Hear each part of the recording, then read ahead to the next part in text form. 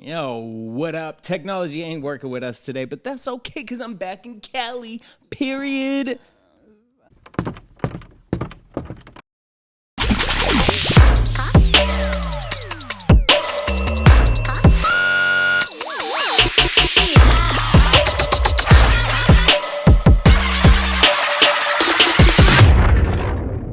What up, y'all? Welcome back to this weekly review.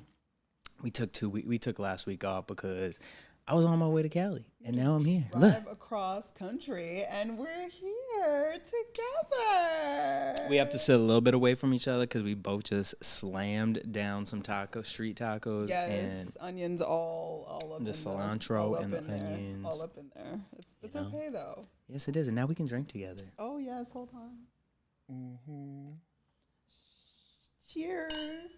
Amen. Shout out to everyone in the chat if you guys are watching us there.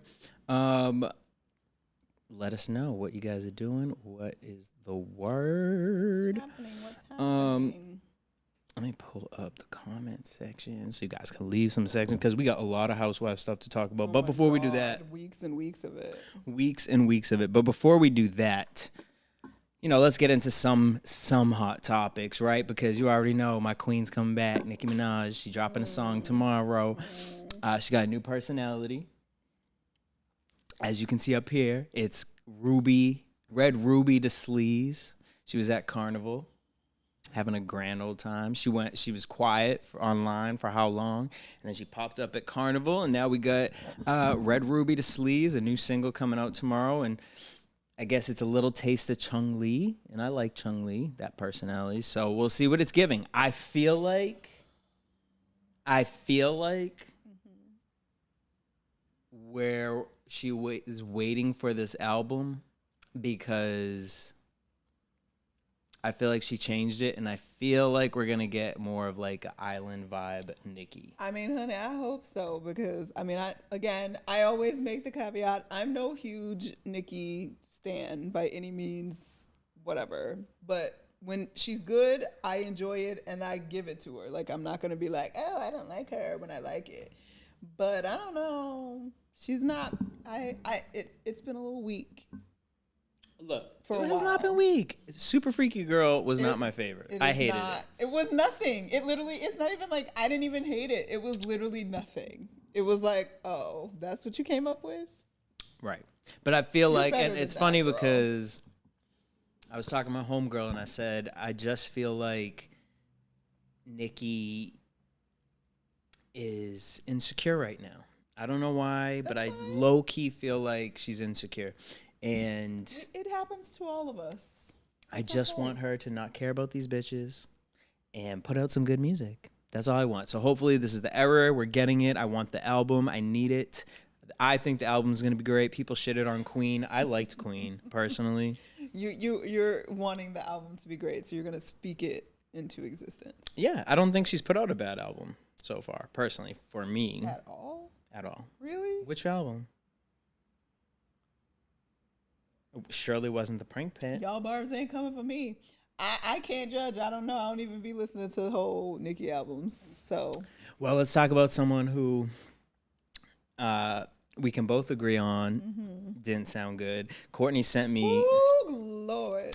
Now I love Miss A. Marie. I don't know why. Wait, I loved. Did you really? I did. Like, let's have a real conversation about this because you and our friend Daryl, who's not here this week, have a thing about A. Marie. And I'd be like, okay, like maybe 2 songs, but like loved A. Marie? Yeah. What? How?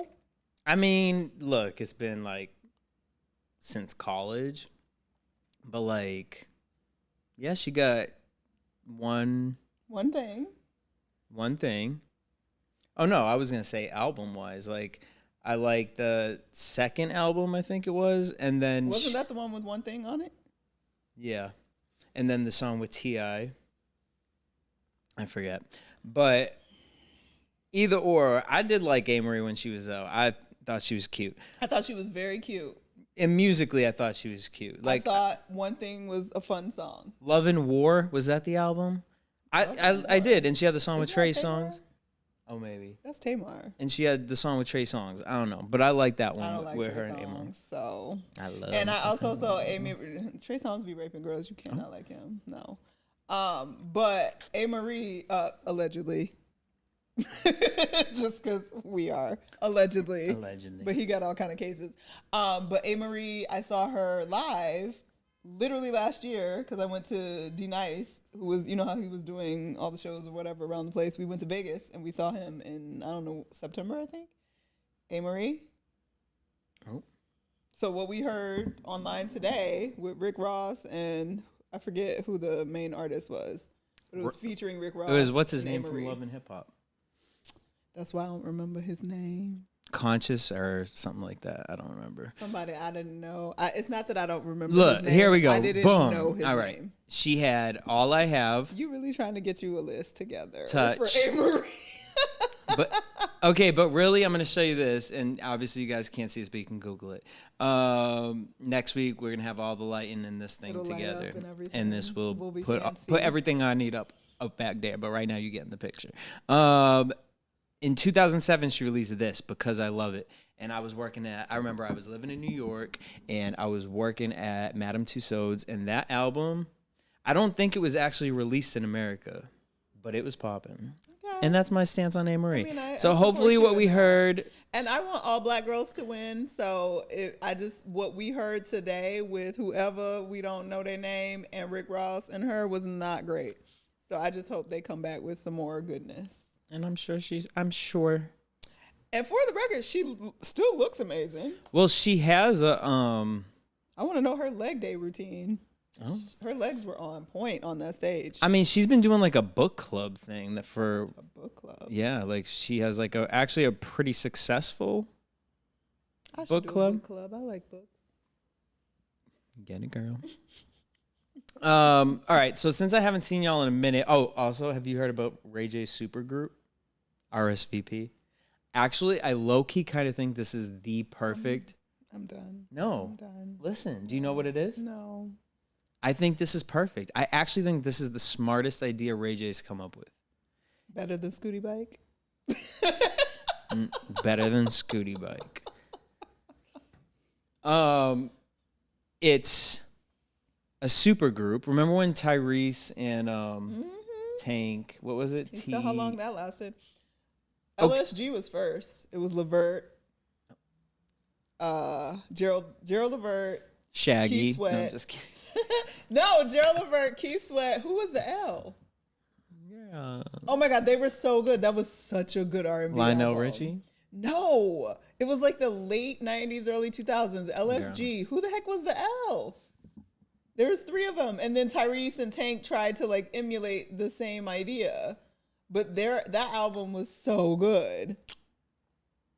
Oh my God. I don't remember. And unfortunately, Gerald Levert, Keith Sweat, and Johnny Gill. Johnny Gill, that's who it was. Oh, I guess they was just we're gonna take your last name. Oh, I guess it was Levert. It's the letter from the last name. Yeah, oh, okay. Levert Sweat Gill. That was a good album. Don't play. I know that shows my age, but it was bomb R&B. Wait, you want to talk about age? Y'all. First of all, shout out to the homie who was able to get me Usher tickets. But yes, and I'm insulted. You could have called me that day, and I would have figured out how to get on a flight to get to Vegas because I have been trying to go see Usher. Well, I don't know if y'all have been with me since Black Hollywood Live, but if you guys remember Danny Devastation, dope female rapper, she came with me, and we had went with some friends, and they were younger, and they were young. They were just younger. They was young, and they was like, Usher, what's he gonna sing? They literally. I was like, My Way, Nice and Slow. You remind me. They were like, I mean, those are like throwbacks. I was like, throwbacks. Did y'all hear that? Throwbacks. How? Which I mean, they are, but like. They're good throwbacks. In my brain, Diana Ross is still throwbacks. Like, how are we calling Usher throwbacks? It's painful. I think it's because Chris Brown has released so much music and that. But, like, okay. That's another conversation. But, Usher, was Usher has all the cuts. incredible. And Usher, like I went back to the Super Bowl thing, needs a Super Bowl. He does. He deserves a Super Bowl, especially after watching him live. Because he's literally Beyonce plus, because he's been in the game longer than Beyonce. But the super group, Ray J, Bobby Valentino. No. Bobby Valentino can sing. No. Okay. Sammy. No. Actually, I did like Sammy when we interviewed. He was real sweet. He was a sweet boy. I liked him. And Pleasure P. No. I kind of think it's the perfect mix of hot messery. That is going to be an all-out disaster. I'm here for it. I want to hear the vocal. I want to hear what the vocals are going to be, though. I feel like it's just going to be literally that's what I mean. Legit sex. Like I feel like they're only going to be able to release this on OnlyFans. Which, hey, it's going to be like eating that. watermelons, acting like they're vaginas, and slurping and weirdness because it's Ray J. And also, do we think Ray J still has a voice? I don't know. Because when he was messing around on that stage for Versus, he sounded horrible. Wow. And Ray J appears to be a regular smoker. Maybe. And them vocals did not hit. Boom. Good luck. Yo, who we got in the comments this week? Drop a comment right now if you're watching and say, hey. Say, hey, Miss Parker. It's been a minute. The other thing, I'm like, can we just make resale tickets illegal? Like, I just think it's crazy. Well, I don't think you should make it illegal because, like, think about the situation you could be in if you, like, purchase some awesome tickets and then you can't go and you want to be able to sell your tickets. Right, but there should be a cap. That's fair. I mean, like, if you paid $400, if it's a $400 ticket, it shouldn't be more than, you can probably make a profit of $200. Like, there should be some sort of cap on it because, like, I was trying to go see Adele because I was like, shit, got Usher for free. Sure. Let me go see Adele.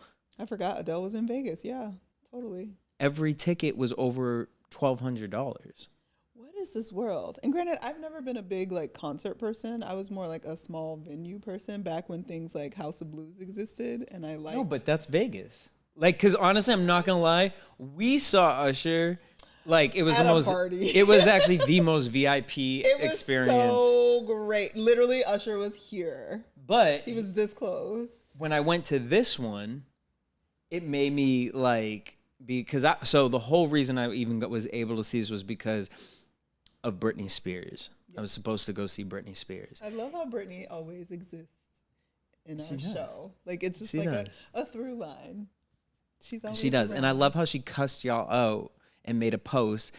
I told y'all she was gonna do that. Like, you don't just go around saying someone's dead or a clone. Horrible. That's crazy. Leave her alone. But it made me be like, and I even turned to my friends and I was like, yo,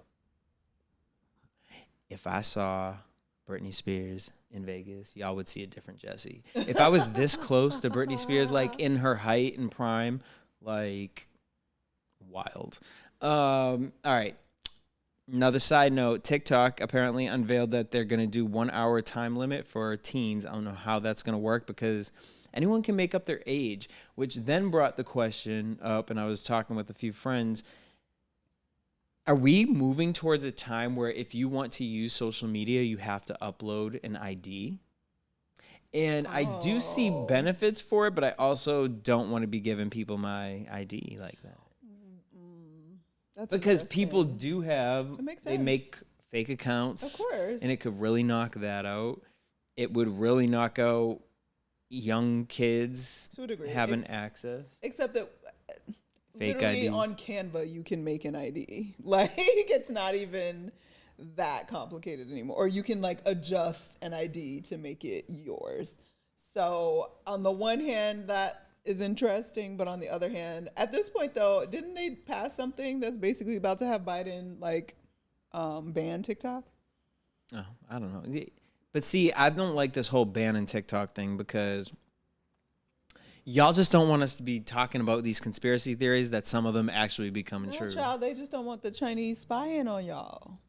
Because that's what's happening. Girl, you done let the balloon over for how many days? Exactly, the balloon done came. Oops, almost spilled. Not on the And microphone, girl. I'm trying to switch. Girl, hands. look, come to California. She damaging my stuff. All right. No, but the balloons came and they were like, I mean, they've been trying to do this with TikTok all along because they're worried about how much information is being transmitted over TikTok to the Chinese because it's a Chinese-born app, I guess. So yeah, I mean, they are trying to make moves. I'm just talking because I don't remember the details and I didn't know we were talking about this. This ain't that kind of show. Because I would have looked up like the details of it. But This no, ain't that kind of show. Wait, Google it. I just remember Google a headline it. that they recently signed something trying to make it possible for Biden to be like, no TikTok for y'all. So I don't know. I don't use TikTok. TikTok weirds me out. But everybody be sending me TikToks and I have to look at them. I be sending her. I be thinking she be watching them. Well, I told you the only way because I don't. But now I have to text them to her because she ain't even opening her DM. I'm about to figure it out, and then when I open the text, it'll like show, oh, you have 80 messages and like all this, and I'm like, I'm not on TikTok for real. Yeah. But yeah, it's apparently. You know. Shout out to Ryan in the chat. He said Bobby and Ray J sound horrible though. Thank you. Really? I don't know. I just know that my friend went and saw Bobby. Now this could have been probably 5-6 years ago, and she said it was good, but apparently not. I just want to sing my song. And I'm not gonna talk about it, but like low key, can we just leave Leonardo DiCaprio alone? Because I don't want to know who he's dating unless he's pulling a Trey Songz and like raping underage women. It's gross, but I mean, it's a 28-year-old girl, I guess. Well, no, because he's with Gigi, right? Is he still with Gigi? I just saw something. They just said they were together coming out of somewhere because. Is she 28? Gigi's at least late 20s at this point.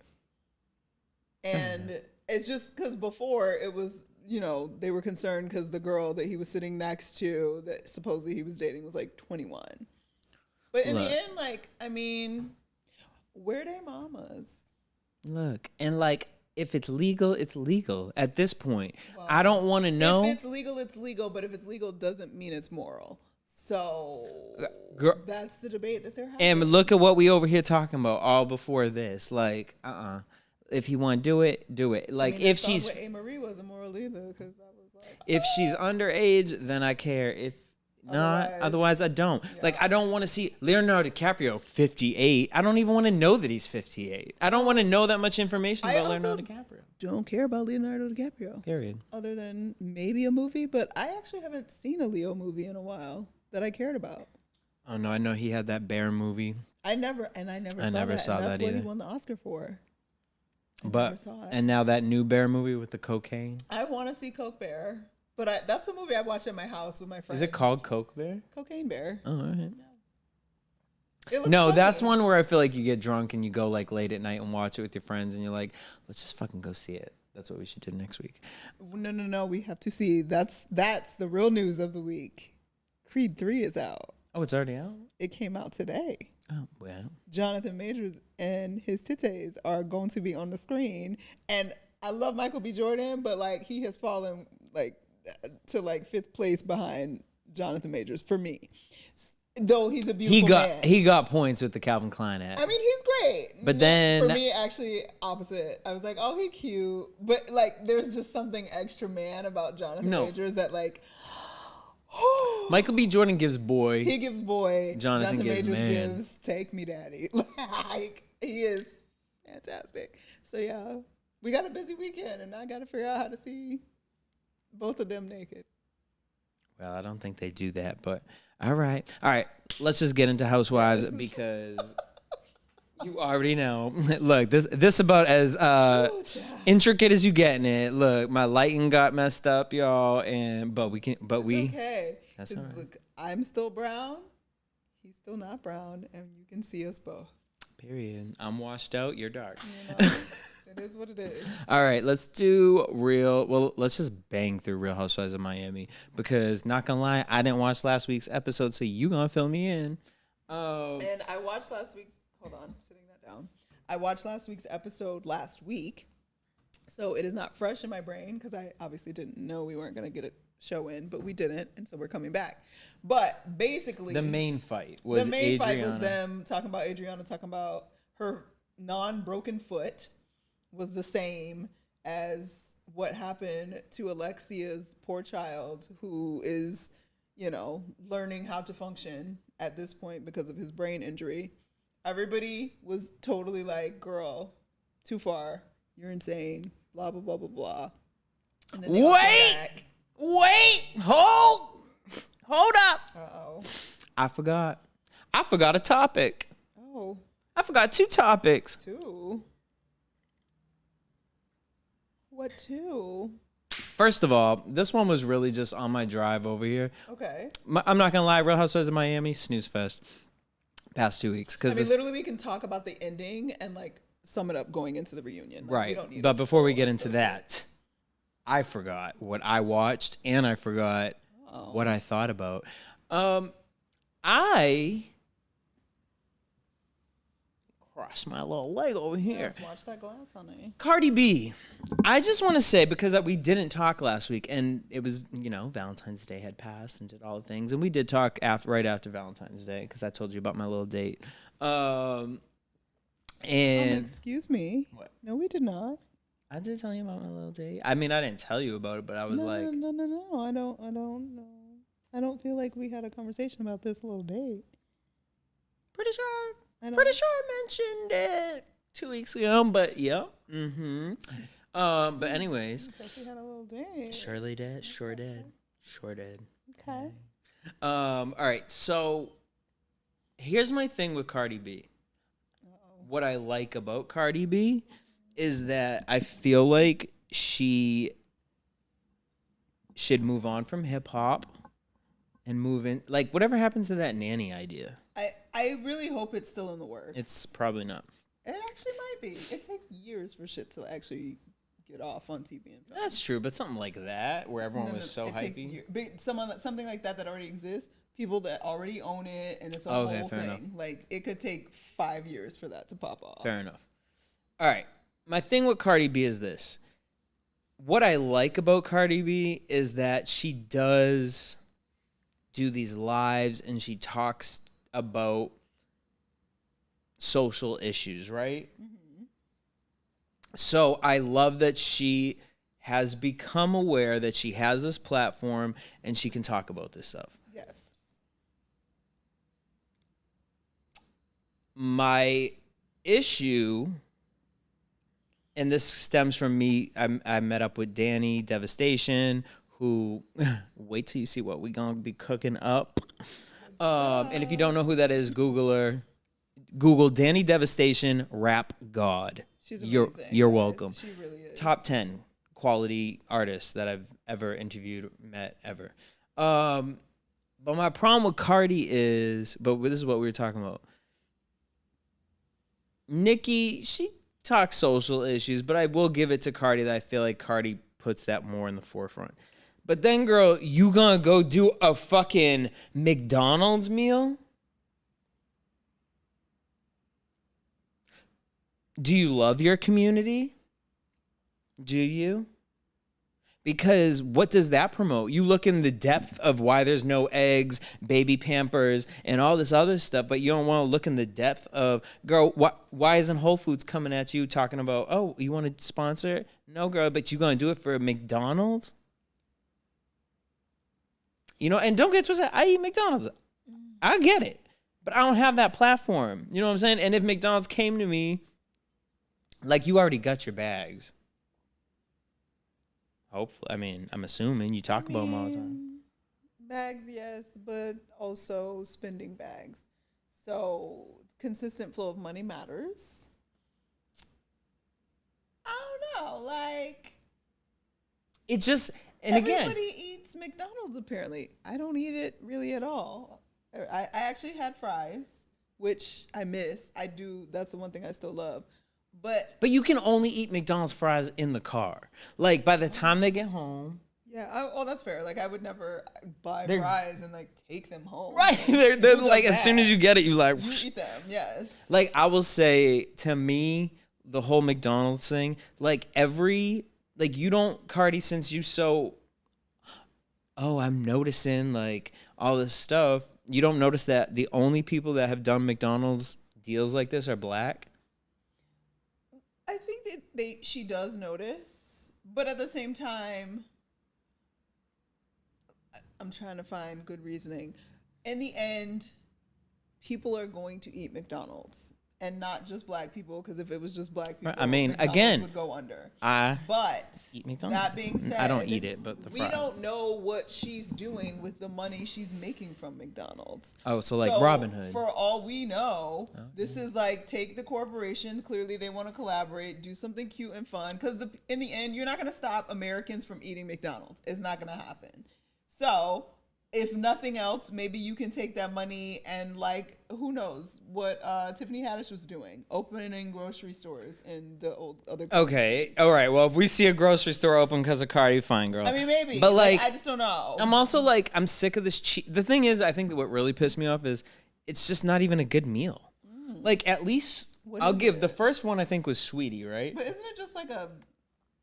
No, didn't she do something with Popeyes and like... No, that was Meg Thee Stallion. Which she got her own like sauce, like it was a special made sauce. Fine, okay. I was at Mardi Gras, and Popeyes in New Orleans is just way better than anywhere else, and it's so good. Oh my god! So when I drive back, Eric is supposed to come down. We're gonna try and drive through there. New Orleans. Yeah. Okay, well that might be like the revisit, and we'll have to hang out and like AJ's mom best. Anyway.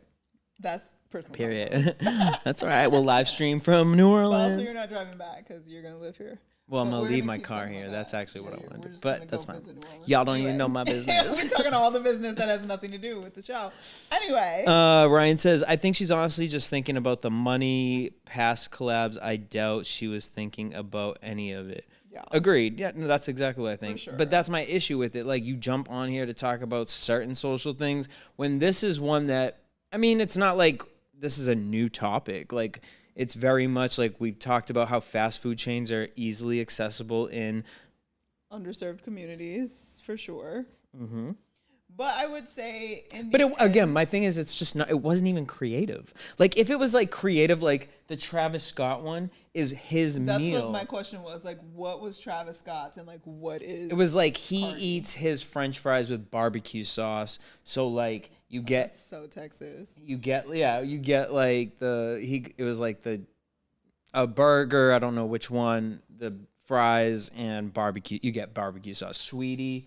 She dunks her French fries and her chicken nuggets in sweet and sour sauce, which that's always been my meal, so relatable. But at least hers, she got the Sweetie sauce. It was called, they changed the sweet and sour sauce to Sweetie sauce. So what's Cardi's? A bag. Girl, a bag with hearts on it because they dated, it was a Valentine's Day thing. Now, here's McDonald's. Sweet. No. Because what it should have been Cardi B and Meg Thee Stallion, the Wappy meal, and you should have got 2 Whoppers. And yes, that's what you should have gotten, some sauce and some hot sauce.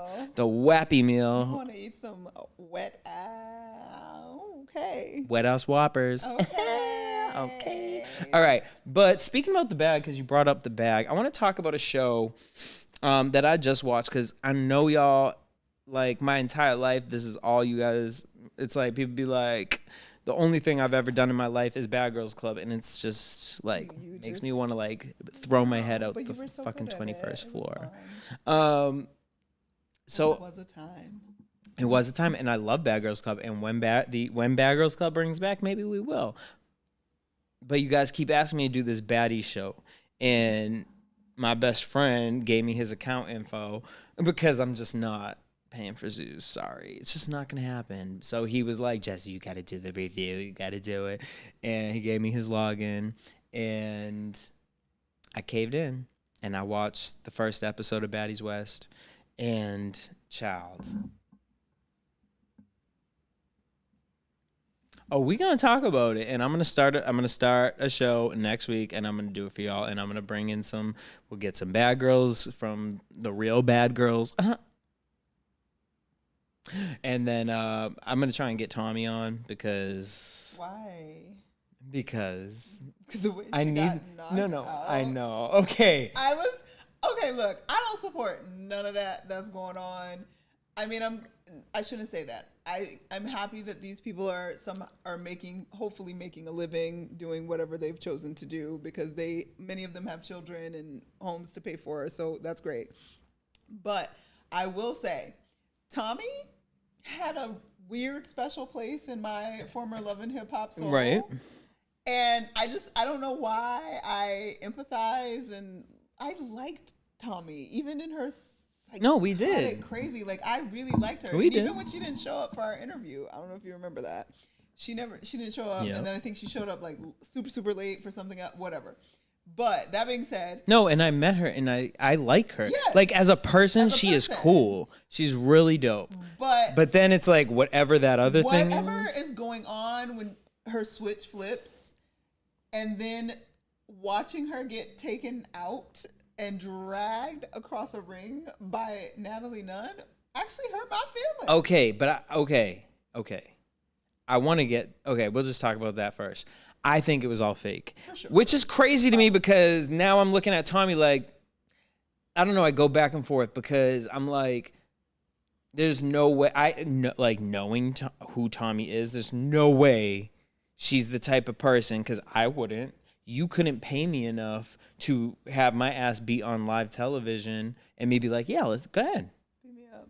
Beat me up, Scotty. Absolutely not. So then you don't think it was fake? I can't, but knowing boxing, because like I told you, I just started getting into like real boxing.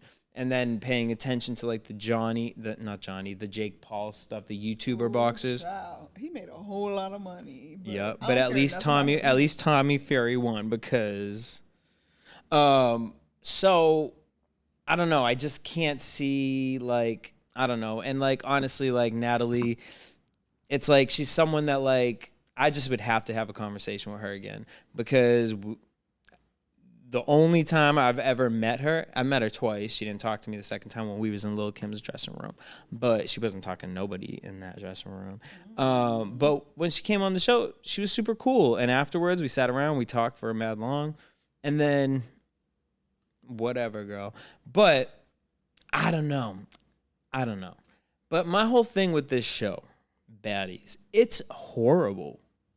Like, and when I say horrible, like, I will say, because I did watch the last season, watching this season, I can see the brand building. And this is why, because there have been rumors that the original BGC is coming back. They just want to figure out how to do it the right way. And after watching this, I'm like, please do. It actually made me want Bad Girls Club because I feel like the fights on Bad Girls Club were authentic. In the sense of you take 7 random-ass girls who you know have bad issues and you put them in a house.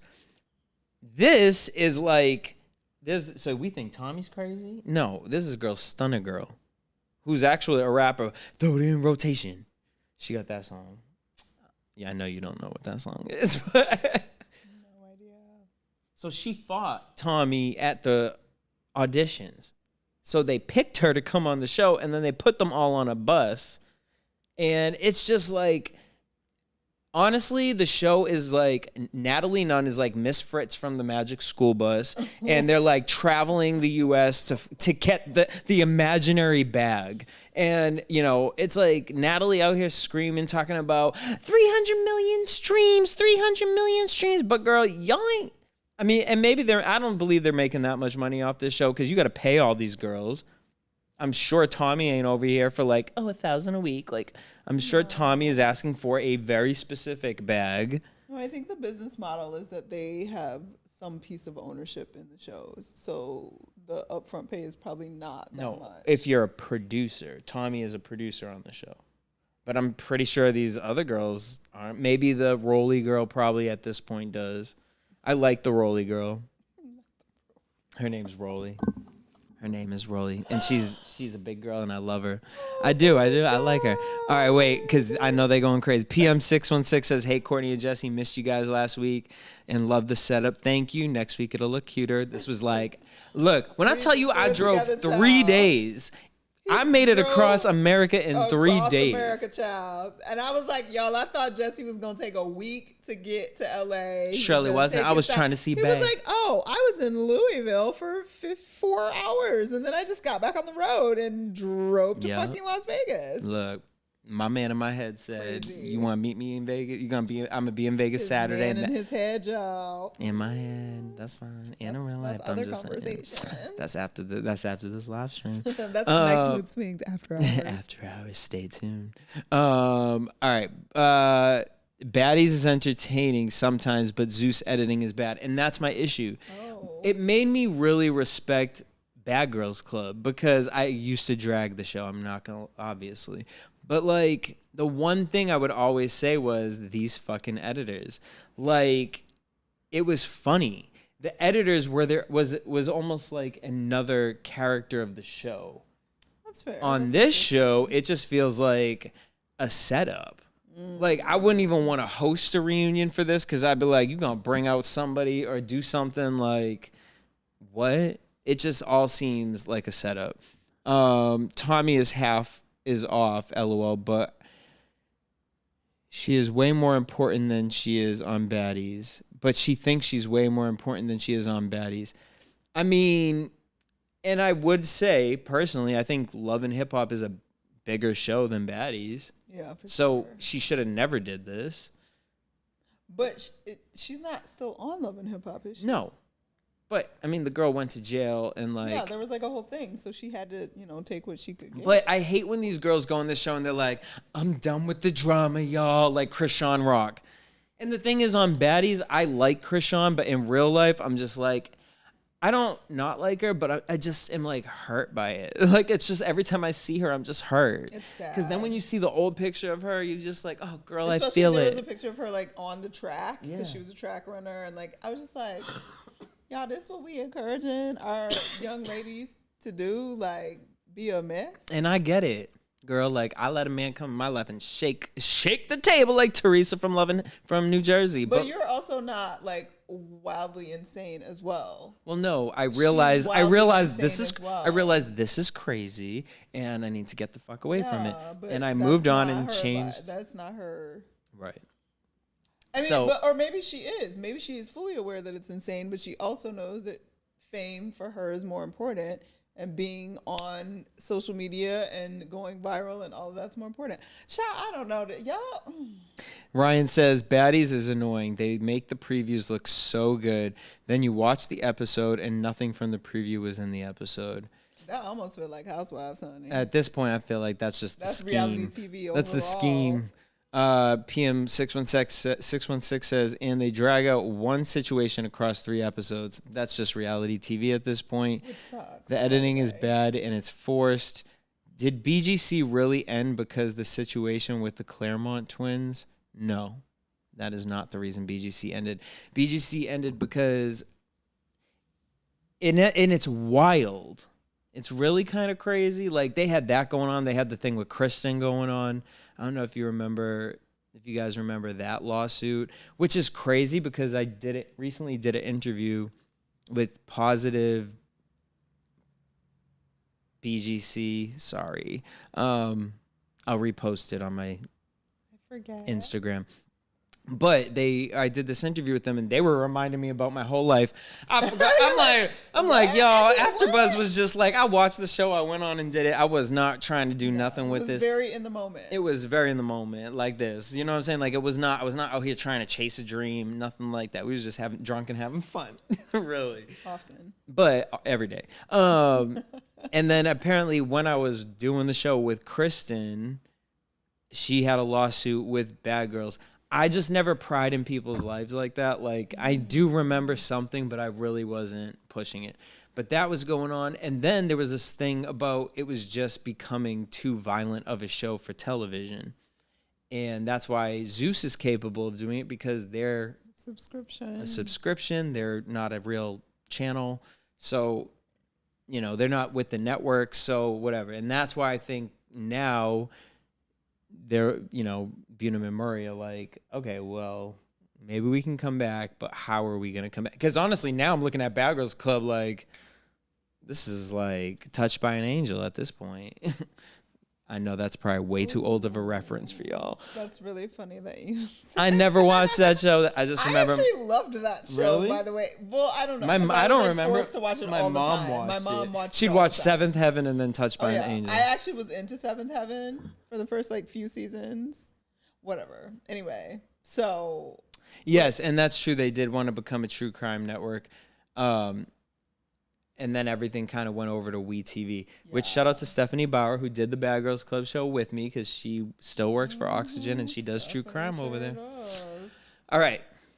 But let's get into Housewives. So next week, I'm going to start a Baddies review and I'm going to bring some hot messery in and I'm probably going to get my ass in trouble. And that's what, you know what? Whatever. I don't care. I don't care. You know what? Fuck you guys. It's like, we're fans. We're fans. That's what I'm going to do. I'm watching it, Natalie. So, you know what? I'll support you. And then I'm going to talk about it.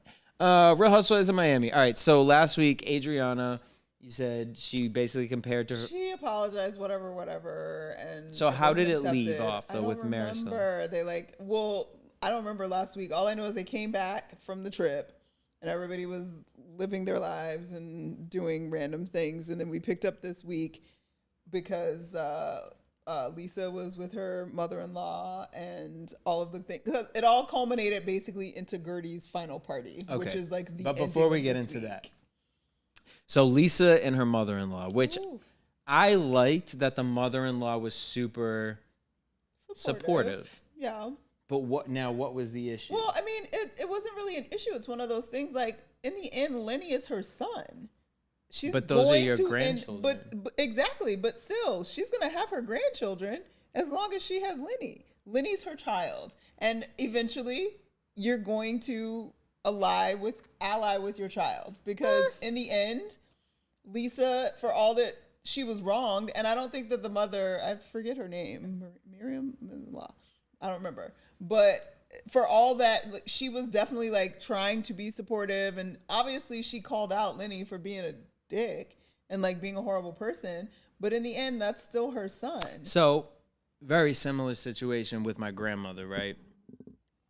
Growing up, I lived pretty much with my grandmother, and my grandfather, who I do not claim at all, and he's dead, rest in peace, I guess, but like sorry, just like you know what the thing is, it's like a stranger. It's like, that's so sad.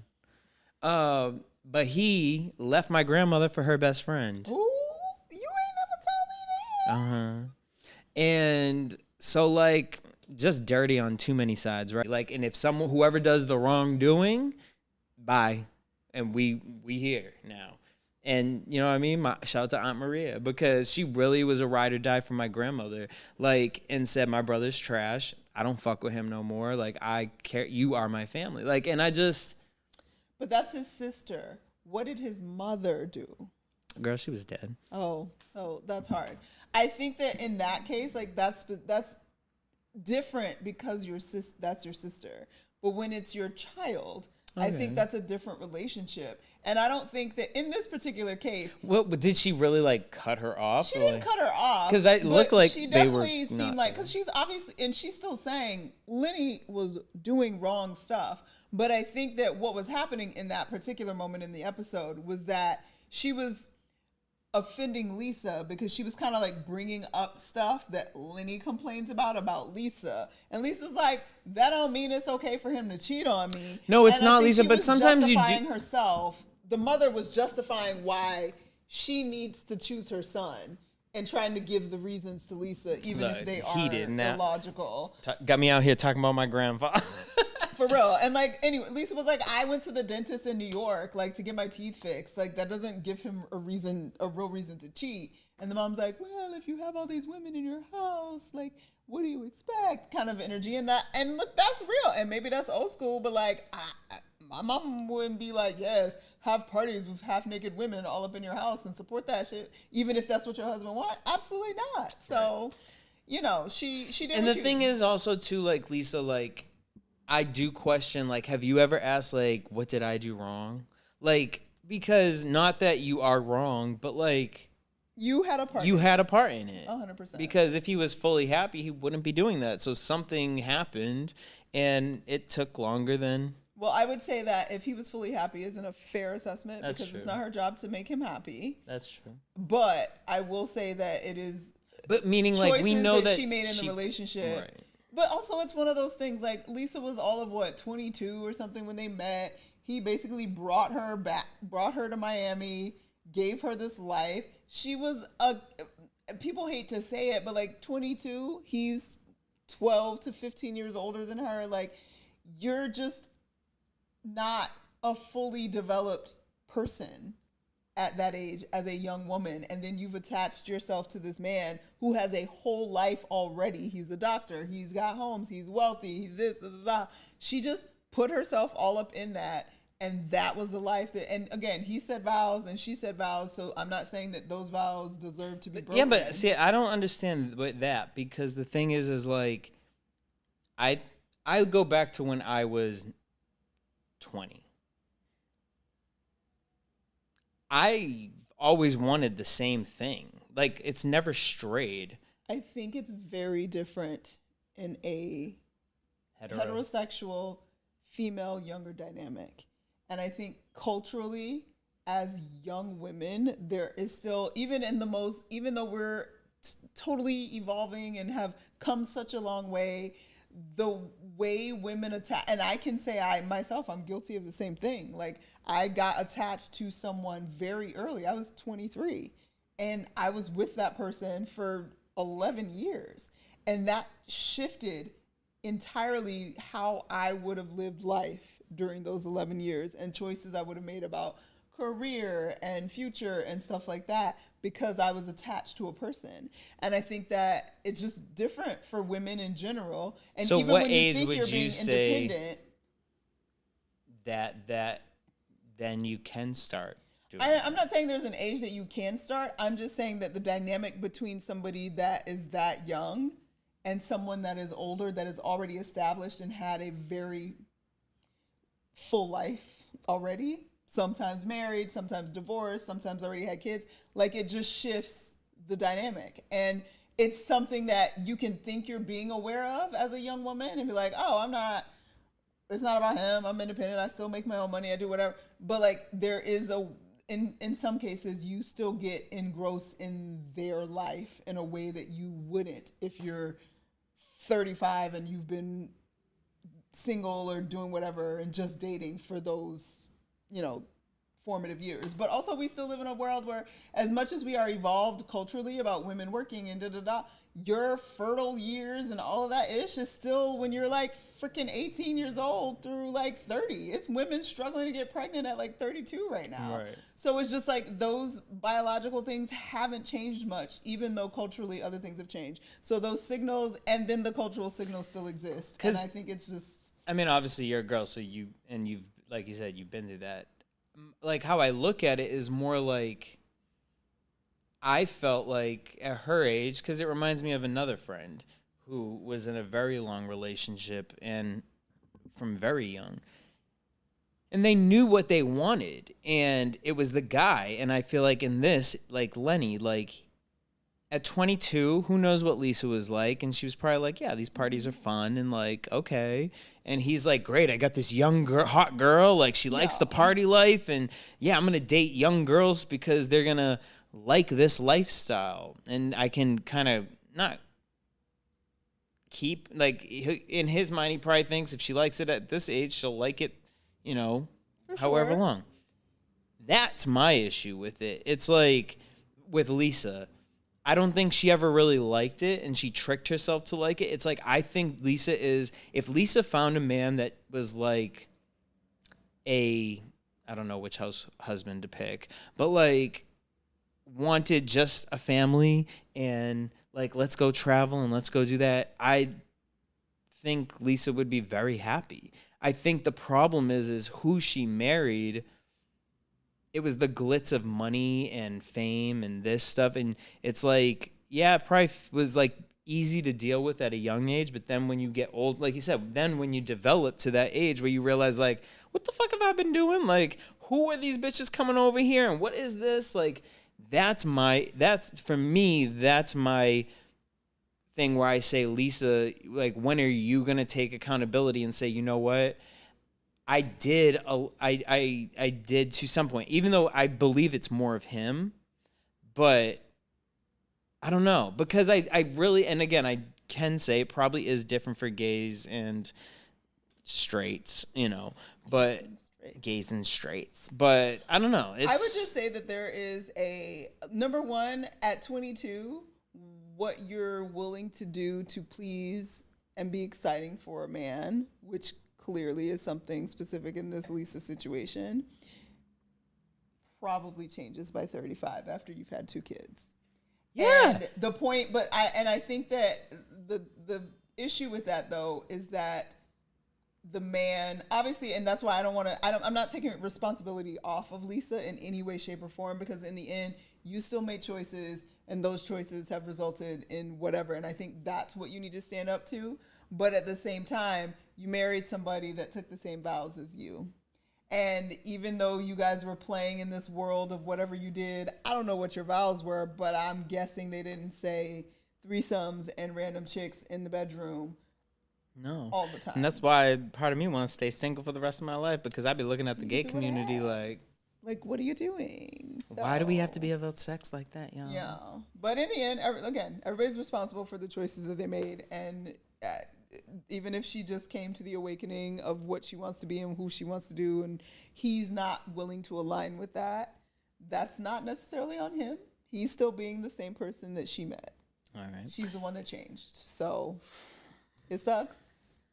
Now, we talked about Ray J. In his group. We talked about A. Marie and her horrible song. Terrible. And then we got terrible. Adriana. Ooh, and the nerve that she sat down with Emilio Estefan. And the nerve that Emilio Estefan heard this. And But this is what I will say. Okay, say it, because Emilio Estefan, not unlike Candy Burrs, is like, she has a platform. It could be a hit. That's going to make me some money. I don't care. That's what I'm saying. Cardi B, okay, you know what? Maybe I'm just different.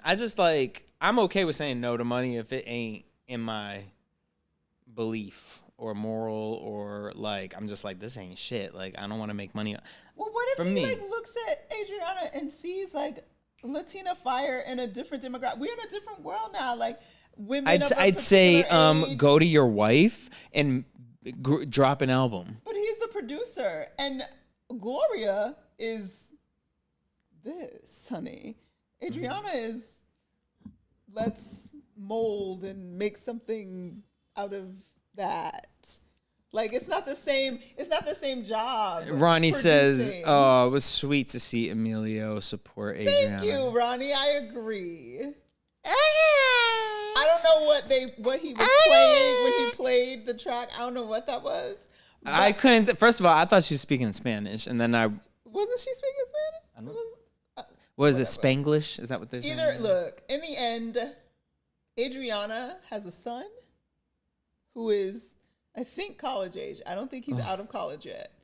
But he might be college. I feel like he was 12 in the old seasons. So he might be out of college. Regardless, she's a single woman. She needs to pay some bills. And if her talking about fire, I don't know what that song was. But if it's working and somebody's willing to make it better, then praise the Lord that the blessings come her way, because she is clearly in need. There you go. Ronnie says, I know the music isn't exactly up to par. Exactly. But Adriana is a sweet woman who's 50 years old, trying her best. Why not empower another Latina? Exactly. And she's 55. She actually is the oldest of the crew. And I love that for her. You can do anything at any age, girl. I'm not into it. Sorry. Just not. You're not. But Emilio could make it great. He did it. Because he was maybe that was the rough cut. Maybe the A. Marie one was too. No, they put that out. That was on the radio. But even if it was the rough cut, whatever. There ain't no coming back from that. We're not gonna talk about this again. And I can't, because I just burped up some of them. them. I feel like she should just go be cute somewhere, do something else. I've met Gloria Estefan 2 times and absolutely loved her. So even though Adriana's music isn't exactly on fire, I'm low-key still supportive. LOL, sorry. You don't need to apologize for nothing. That was cute. You know what I'm saying? That was cute. It's on fire. Fire. All right. And let's see. Alexia likes her song, even though she's mad at Adriana right now, and she said it repeatedly this episode. Fair enough. Nicole fixed her daddy issues. Look, okay, this is what I'm gonna say about that. I thought it was great to see the conversation, even though it didn't go in depth because it was like literally 3 minutes. I think that the concept of your perception of an experience is not the same as everybody else that had the same experience is super important. And I feel like this was like them sort of, maybe they had already gotten to that point and then they staged this scene so that they could show like how they, a quick version of how they got there, because it didn't feel fully authentic to me, but the conversation felt very authentic and real. And I feel like her emotions around it felt real, even in her, what do you call it? Confessional, when she was talking about it. And all of us who have been through stuff, and we sitting here like, now you know good and dang well you did me wrong, and to know that somebody else had the exact same experience as you, because they were there, you were in the same moment, but the way they experienced that situation was entirely different, is literally imperative to how we even deal with each other. Like, it's how I'm able to deal with my sisters. I'm like, girls, we was in the house, I was there, but your experience of it was entirely different. And I will say this. So, obviously, back in Cali, I left Cali because, you know, COVID had happened, and it was like, yeah, I got all my friends here, but it was like COVID had happened. So like we was all in our individual homes, and I was just like, what am I doing here? Like, I hated my job that I was at, and it was like, I hadn't seen my family for real like that, my nephews. And so I was like, this is the perfect opportunity, right? To go not pay rent somewhere, go help my family out. And what that the last 2 years really taught me is, I think, you know, because again, for me as a gay man, I mean, I grew up in a very religious household. I was sent to gay camp. I had to talk to priests. I had to sit on phone calls with people who were like, what color do you feel? You know what I mean? Like, all that. So, like, I never resented my mother because I am a religious person. So I had some sort of understanding of why she felt this way. And I was just like, girl, you crazy. Like, you don't think I think about this stuff every night? But being an adult and being able to be in the same space as my parents at an older age, I would never take back these last 2 years, because I feel like they see me in a different way now, because I don't take anything from them anymore. Like, they know how to come to me. I know how to come to them. Like, I talk to my mother every day. Like, and I just think after watching this, I think it's so important, because one thing I think I see a lot on social media recently is like, oh, everyone like being proud. Like, I don't go back to see my family on holidays. I don't do family stuff. Like, you know, oh, the awkward family conversations. Like, some of them are awkward. Like, in some years have been more awkward than others. I fought through all that because, like, at the end of the day, this is my family. I came out of that woman's pussy. Like, ooh, don't say Connie. Sorry, Connie, girl. I'm just saying. That's just disrespectful. You came out of. Did I tell you what You what? Did I tell you about the conversation I had with my mom that I flat out asked her? I'm not gonna say it on camera, but did I tell you that? No. Me and my mother have a great relationship now. That's all I'm gonna say. We love Connie. For a very long time, I didn't know. Connie. Yeah, she probably sitting on the couch watching this because she's probably like, "Oh, my son left." Like, girl, bye. I'm here. I'm safe. Stop it. Love her. She loves you. But at the end of the day, I do think I learned that it was really important for me to. I had a lot of resentment that I didn't realize I had, and to go back and say, "Look, I love you, but these are the new boundaries, and this is what I'm establishing." And because we don't have long with, you know, life is long. We say it's short, but it is long, but it's also short in reality of it. And so people change. You change, right? I change. Who I was at 20 to 25 to 28 to 30 to 32 to 34 to 36. You know what I'm saying? Like, all different. So I have to give my family that respect. And I feel like these last 2 years really did that. And to see Nicole, and that's what made me happy with Nicole, that she took the chance and said, hey, let me sit down and like really listen, talk, and communicate. So if that's for y'all too, if, you know, maybe. Yeah. And I understand people do stuff that you just can't. So I get it. Yeah, that's different. Like, but to understand, because specifically in her case, she had a perception of abandonment. He had a perception of, I'm keeping you safe from the mess that I am. It had nothing to do with her. And I think that takes a lot of pain off, because we tell ourselves all kinds of stories about why somebody didn't show up for us, or why somebody disappointed us, or why somebody wasn't there for us the way we thought they should be. And like, we've determined in our own minds what those reasonings are and what about that person made that happen. And what their story is of what that situation is entirely different. And I feel like that shows up in parental relationships, it shows up in romantic relationships, and all of it. So it was just, as much as I will say, this is still reality TV, and I feel like that was actually a scene that they set up of stuff that they probably have been working out for some time. Because the way it just like, suddenly, it totally makes sense, and we're best friends, and we're gonna hang out. Like, that didn't feel authentic. But I do think that the revelation was still authentic and valuable. Wait, did you see Larsa was on Tamron Hall? Yes. And Tamron like tried to check her, and I'm like, Tamron was not trying to check her. See, that's an interesting.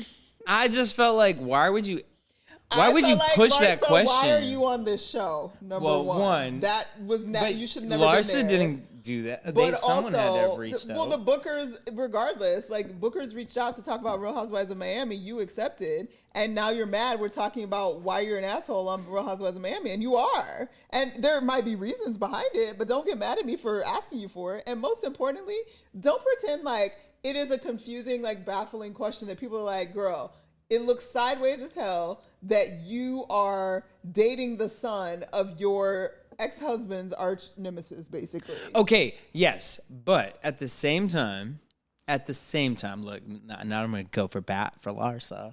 At the same time, I would like to not go for bat for her ponytail anymore. I need Larsa with a new hairstyle. Agreed. But keep going. I actually need Larsa to go to Adriana's hairstylist, because I actually said that. I was like, Adriana's hair always is on point. And I would also like her to stop putting fillers in her face, but that's another. Look, once they do it, they're addicted. They're addicted. She just like, stop. And her face didn't move while she was talking to Tam. It was just weird. Keep going. I still think she's pretty, but you can't help who you like. And no, you can't. You know.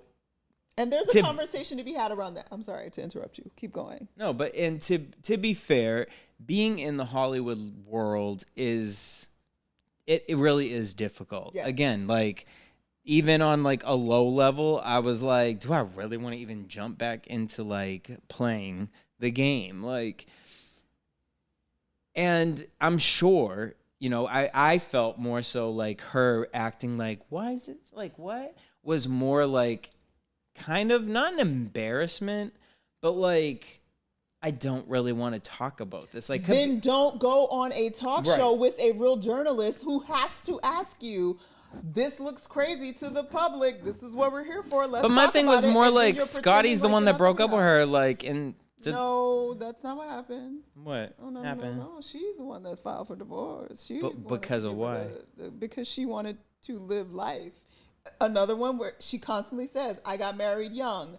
My life was my kids and my husband. She was like 22 when she met Scotty. He was like 10 years older than her. She lived this life with Scotty, which was great, and has beautiful children because of it, and she's forever grateful for it. But that was not her. This story keeps happening. Like, it happens to women. It's cultural. This country, you think you like found your person, but you're 22 years old. Okay, but my parents have been married since. But that was also another time. Right. Okay. So is it like you're saying, like women, or is it that as a society where Like, because I do believe society is low-key training people to not be about family. Like, I really feel like a lot of the shows we're watching now are single, independent, broken families. Like, when I grew up, we sat at the dinner table, watched Home Improvement, Family Matters, Fresh Prince. All of them had two-family home, like, you know, two-parent homes. Yes. Everything had a lesson to it. Everything was family oriented. Doug, like every TV show. Okay, look, I know times change. I feel like a lot of that though is perception, and I think that this idea of family is ingrained in women, and it is not ingrained in men. Right. And I think that all of this conversation that we're like, oh, women are out in these streets and doing whatever, it's because men are out. Hold on. Well, it's not. It's because men are out in the streets, but also it's because a lot of times these women cannot depend on those men to be this family wholesome shit that everybody's been selling to everybody. And you expect me to be on that wholesome thing, but you're not doing it and support, and I'm supposed to still survive? No, we're not doing that anymore. Right. And I think that's just become to a point where women are not willing to accept that anymore, because most of our grandparents and extended family, I'm sure you have stories. I mean, you just talked about your grandfather that left your grandmama. Okay, but that's the only person in my family that was like that. Everyone. Okay, that's one, but like everybody has an example. Yeah. And as we've come into recent, and don't get me wrong, I grew up in an exceptionally wholesome family. My parents have been married for 45 plus years at this point. And I thought that it was like, you know, you meet a man, he's a Christian, he loves God, he's going to love and be devoted to his wife. And I didn't think anything else existed. Girl, and then try doing that in the gay world. But then I was 22 years old. Try doing that in the gay world, find a man. Oh, we going to get married. Child, I graduated from college, went to work at a bank. It was grown men who seemed really grown to me because I was 22 and they were in their 30s, like married with kids, trying to take me out to dinner, trying to get me to come back to hotels. And I was just like, I'm sorry, is this real life? So I just think that now it's just a fully reckoning of women being like, look, women's movements have been happening at various points in history. Obviously, we had the 20s, we got the vote, then we had a women's rights movement in the 60s and 70s where women, you know, got birth control and were able to have abortions and could get credit cards and whatever. And I feel like we're in another wave of a women's movement because those rights are trying to be taken away and women are being told, like, you should be in the home. And you're like with the whole Rihanna thing, like, oh, you leading your man, you emasculating your man. It's like, no, I can't emasculate a man. A man is going to be a man. Whether I get a job and work and do whatever, he going to step up and be a man. And this is the thing. So stop saying I'm the one that's doing anything. Because I think I said this to you about the soft pimp. Did I tell you about soft pimp? We started talking about it, yeah. Okay, so I have this thing called a soft pimp. And I don't even know if this is a real thing, and then maybe I created it. But the Rihanna thing triggered it, right? Because I watched this TikTok where a guy like broke down that picture. And then I started noticing, you know what? I do know a few girls who low-key make the money in the relationship and date these guys. And the guys are totally cool just sitting at home playing on the PS5. You know we in LA. I don't know if you can hear that. Ghetto birds. And we high up. We're in Brentwood, child, but this the ghetto bird. Oh, sorry, we're not in Brentwood. We are in West. Girl, don't you said it again. They're going to rewind it anyways, so that's fine. Ain't nobody going to find you. Right, girl. No, I'm just kidding. But my thing is like, I do see this thing, and it's like where the girl is taking care of the guy now, and I call it a soft pimp because it's usually like some like little white boy dating some like porn star model, a playgirl model, something. Like, I just know too many of them. And I just look at it like it's still a man being this man. Like, you're lazy. You don't want to get up and go do. You're cool with your girl doing the work. You're cool with your girl. And, hey, do what you want to do. You want to have OnlyFans. You want to do all that. Get it. Get your money how you want to get it. And if he cool with it, awesome. But, like, bro, you cool with your girl. At least if she going to go do it, then at least have a job. It's weird to me that you cool with sitting on the couch that your girl bought because she's showing her pussy off on OnlyFans or whatever she doing, and you just not trying to do nothing with your life. That's fucking weird to me. And we're moving into this society right now where, I'm sorry, my entire mindset, and again, I understand it's because of how I grew up. I thought at 19, I always just wanted one person. I've never wanted to date multiple people. I've never wanted to have sex with multiple people. Like, I always thought I was going to I saved my virginity. And then that's a whole nother story. That'll be for the podcast, next mood swing. But I saved my virginity. And then when I found out what the world was like, and then when you find out what the gay world is like, it's like, clutch all the pearls, hold yourself back, because my parents met when they were like 16, 17 years old. They're so wholesome and it's beautiful, but that's my idea of love. And then you go out into the world and you realize what the fuck other people's example is, and it's like, Jesus. What was y'all seeing at home? Because this stuff is wild. And it's just got me being like, you know what? Where's the mountaintop? And let me just go up on there and pray and become, what are they called? A monk. At this point, talking about Bad Girls Club, live streaming from the church. I can't. All right, I'm done with Real Housewives of Miami. We're gonna talk about it next week. Yeah, the reunion's next week. So the reunion's next week, where we'll talk about everything. And to be honest, I had to catch up on all my Real Housewives today because I got into a Baddies West situation last night. Yeah. All right. Let's just bang through Real Housewives in New Jersey real quick. Who remembers it? Who cares? I just want to talk about. I really just want to talk about two topics. Teresa and Melissa. Oh God.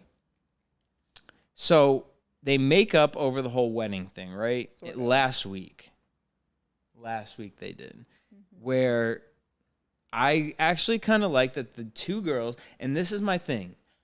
I feel like anytime it's Teresa with Joe and Melissa, but whenever it's Teresa and I feel like when they're singled out, part of a conversation can be had. I appreciated that Teresa was able to, again, I'm very much aware. We all have to remember Teresa is the cuckoo bird. She's definitely a cuckoo bird. But last week, I low-key am like, you know what? There's two cuckoo birds because Joe is just as much as a cuckoo bird. I love that you I brought don't that up. think I've realized they it are until equally cuckoo bird. Yeah, last week. For sure. Yes. And I think that Melissa has been stuck in the middle for 20 years. Yeah. And now she's becoming a cuckoo bird. Like, not a cuckoo bird, but just kind of like, boom, boom, like, boom, please stop boom, beating me up. boom. I can't deal with this anymore. Mind you, Ryan Gray said, could definitely tell Tamron made Larsa feel so uncomfortable. Yes, because Tamron was asking like normal. She's being journalist Tamron, but for daytime TV, and Larsa couldn't answer a question. And she could just, whatever. That's a whole. We ain't gonna go back. We done with that. Yeah. All right. But so I did appreciate that Teresa and Melissa were able to sit down because we've watched the show for so long. I just want them to be good. Really. I want them to stop. Yeah. I don't even care if you're good. Just stop. You would have like little fights, like, oh God, Louis, like whatever, and like whatever. But like this, like massive, like we can't talk to each other, we can't show up for each other. Shit, like it's too much. And your parents are gone. I thought it was really interesting though, the scene of Teresa, Louis, and the daughters. I'm very not okay with what happened with that. Okay, what's your version of it? So look, the kids are almost adults. The second one, Gia's an adult, and I think that who was the second one? What is her name? No, because Gabriella. I'd be looking at her like, where did you come from? You look so different. Than all of them. I think her name's Gabriella. I don't remember. That's what we call the milkman's but baby. I'm pretty sure she's 17, and I'm not. Look, I'm never opposed. I have a 17-year-old in my life. Like I want her to speak up, and because I didn't like being treated like what I was thinking and would like to say didn't matter in situations. And that is a trigger for me as a teenager because I was intelligent and I wanted to be heard. And I think it's important that kids are heard. I take issue on this show, and I actually am not mad at online because, you know, Joe Gorga posted that he like hugged Joe Giudice at something, and like Gio went online and was like, oh, for the 5 minutes so you could film it, blah, blah, blah. I'm not mad at that because that's her dad, and defend your dad, girl. She's a grown-up. She's on social media. She's seeing this. Whatever her opinion is, I value that. I think it is not great that Teresa is putting them in position on a TV show to further splinter their family.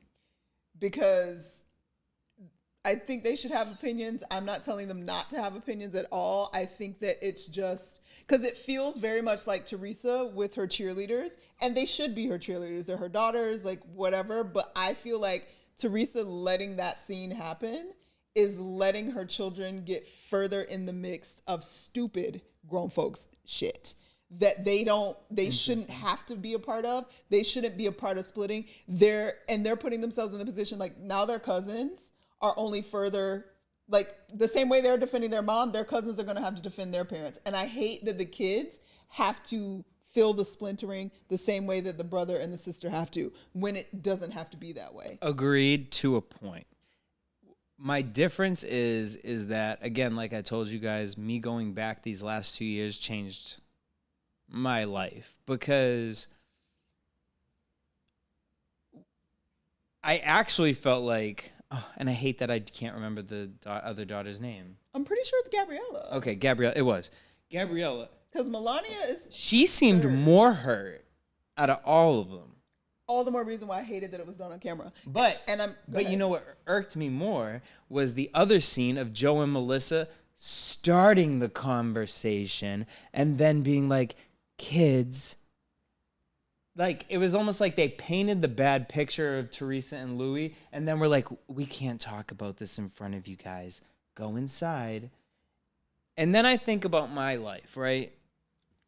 There are certain family members that I'd be looking at like, girl, why you married him? Like, he's weird. Like, he clearly don't like fuck with me because I'm gay or whatever the situation is, or my cousins don't come around or whatever.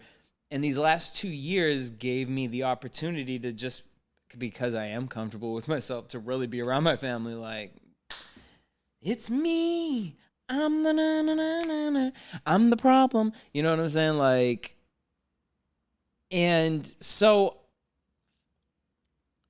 I got to talk to my parents about things that I've always wanted to say.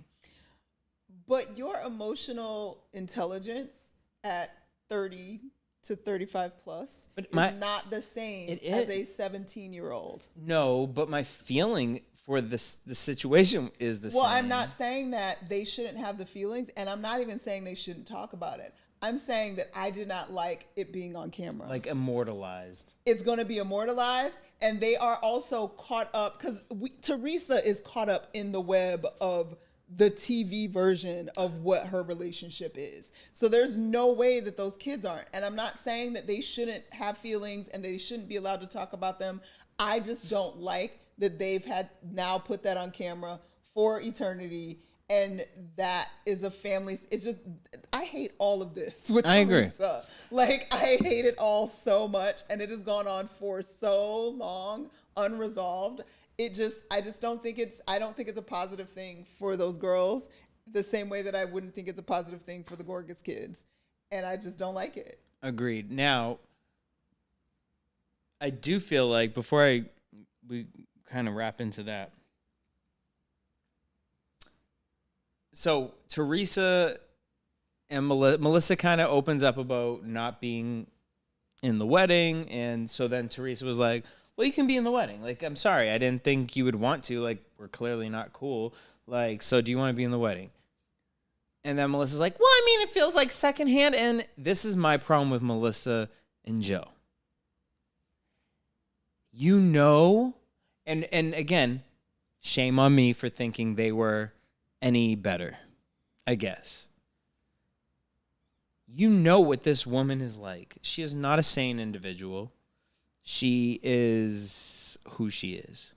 I know what she's like. I would never, I don't know. So you bring this up, you make it a big deal. Do you really want to be in her wedding? Like, do you really want to be in her wedding? Yes, I think she does. Why? Really? I think she actually wanted to be asked to be in the wedding. Okay, I wanted to be asked too, but no. I don't. Okay. No, I'm not saying like wanted to be asked just so she could say no. I think she wanted to be asked to be in the wedding because I think that in her mind still, even though we're Like not a cool, validation. whatever, there's a validation and there's still we're still family at the end of the day.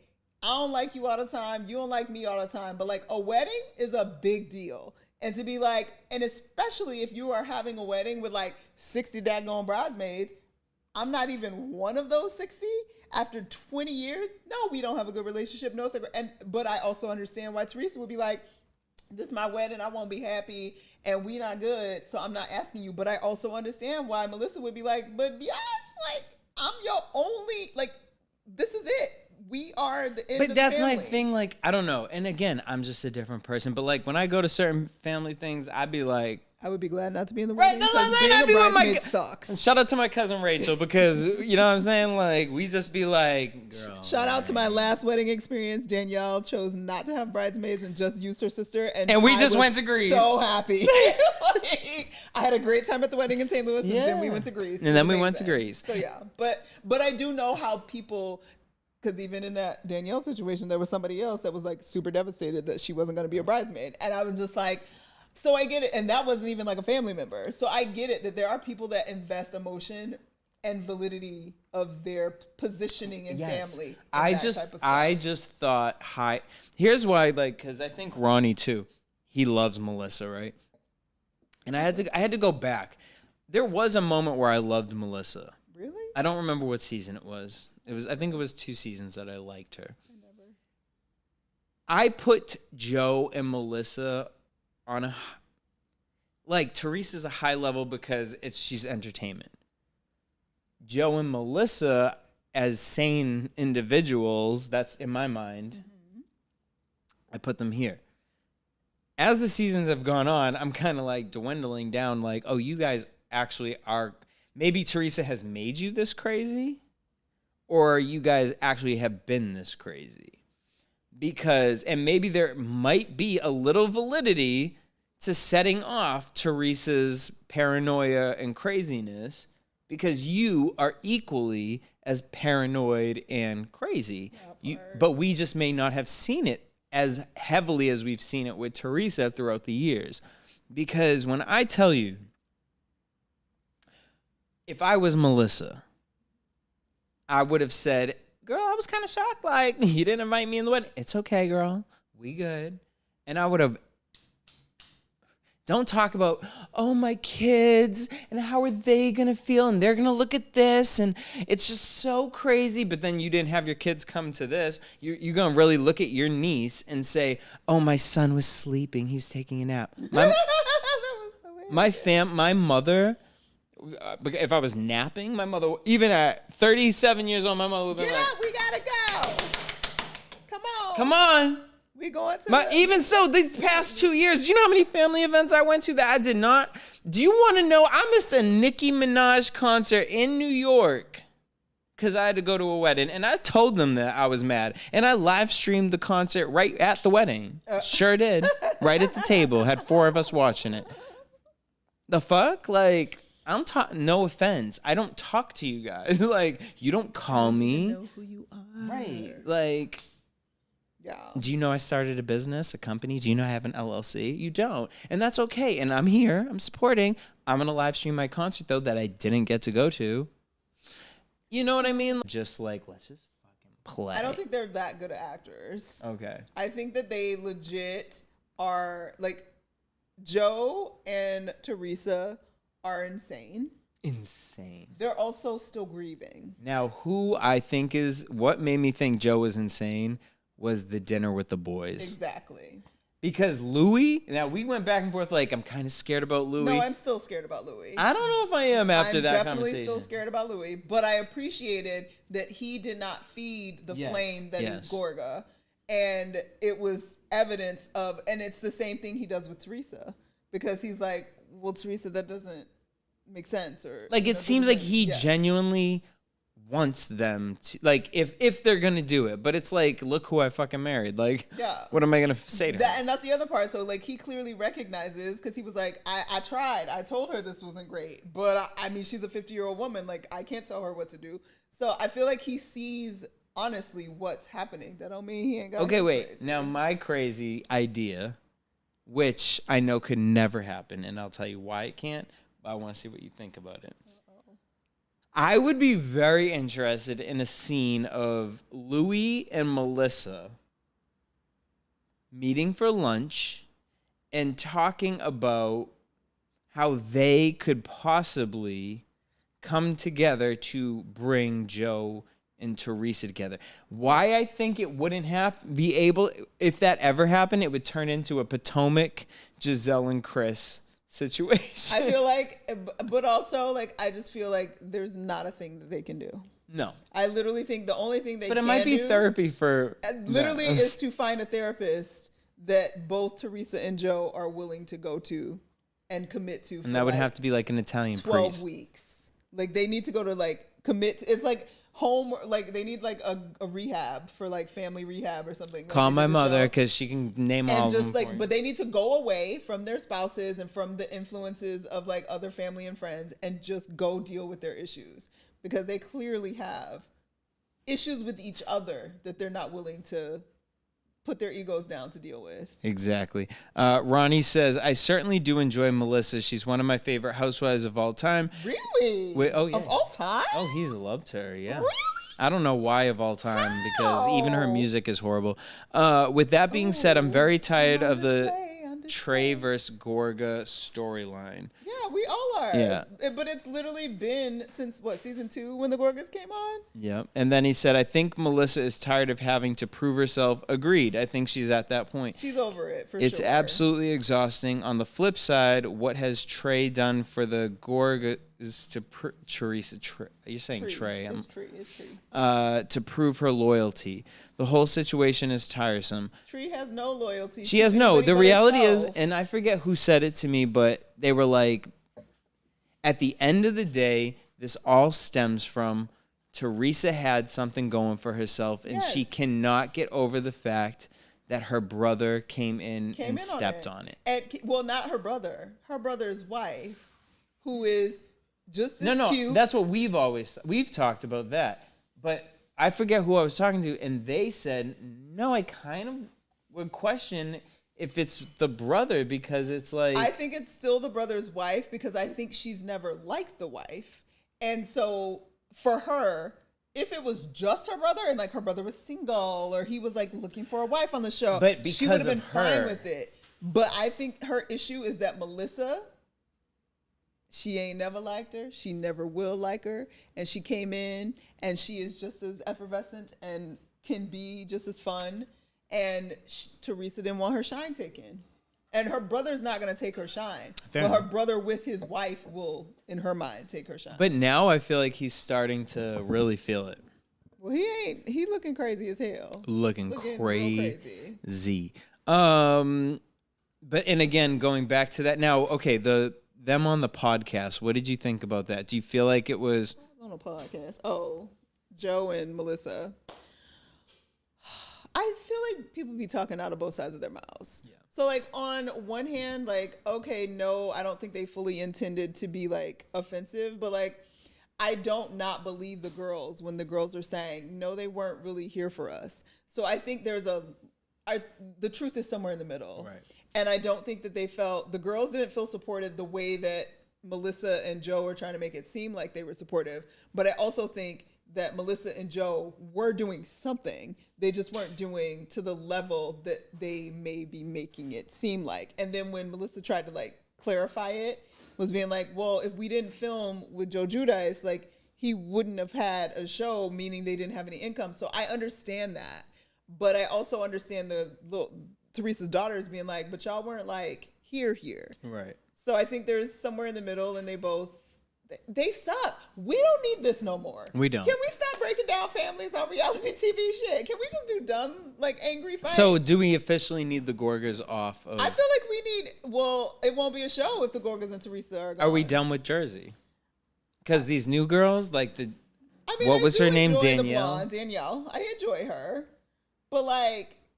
But I feel like a girl like Danielle will never really shine as a housewife well, shit, she don't talk to her brother either. So maybe we just gonna change brother drama. Right. Let's just. And that's fine. I'd rather do that. I'm like, because we've been doing this. Because like I'm sick of the 11 Gorga years, thing. and It's we're tired of the never Gorga gonna stuff. heal. It's never. It really, unfortunately. And I think it's harder too because the Gorgas, both the parents are dead now, and it's painful to see that like you're still here. Like the death of both of your parents did not bring you together, and that's unnerving. Now I will say, and then this whole fake upset about Melissa's parents not being invited to the wedding.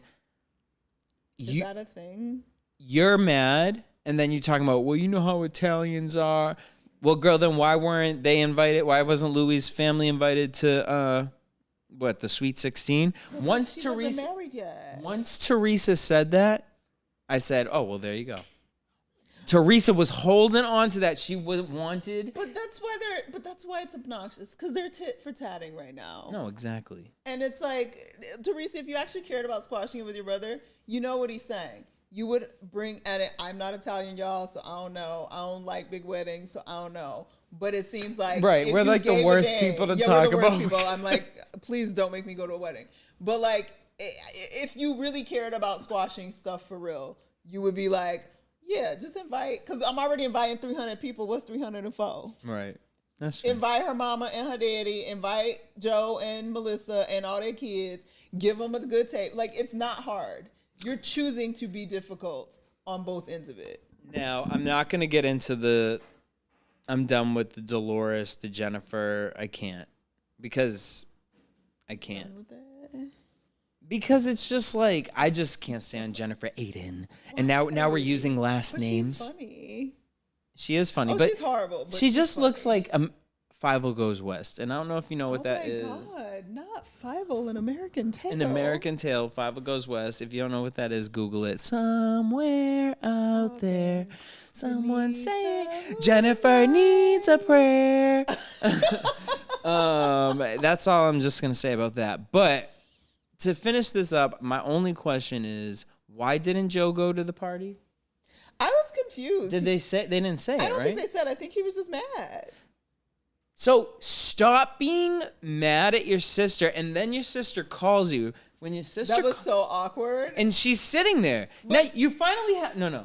I look, when you're dealing with crazy, you know your sister is fucking crazy. But so is he. That's why it's not working. But then Melissa, you gotta be there. Is tired, girl. Like, you done talked about sucking his dick under the more. table and doing all this. Like at this point, you have to say, "Hey, babe, you gotta go.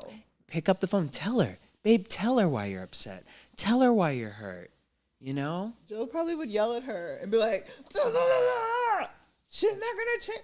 And I will say, Joe said multiple times in the episode, even if I try, I know what she's going to say. She's going to, oh, you guys didn't stand up for Louis and we did it. And because Teresa's on a hamster wheel. So on the one hand, I do think Joe is insane, but I also think he understands his sister's insanity and knows that it's literally going to be like getting back on a hamster wheel with her. Because she's never going to move off of, but you didn't defend me enough. Okay, but you just gotta love people from boundaries, and you show up to the His party. boundary. He just didn't go. But now you just made it worse. Now you're on the hamster wheel. You just added to the hamster wheel. Gorgas, go home. Gorgas, go home. That's the name of the next episode. That's what we want. Just go All right, home. let's just finish this with the damn Potomac. Oh. Because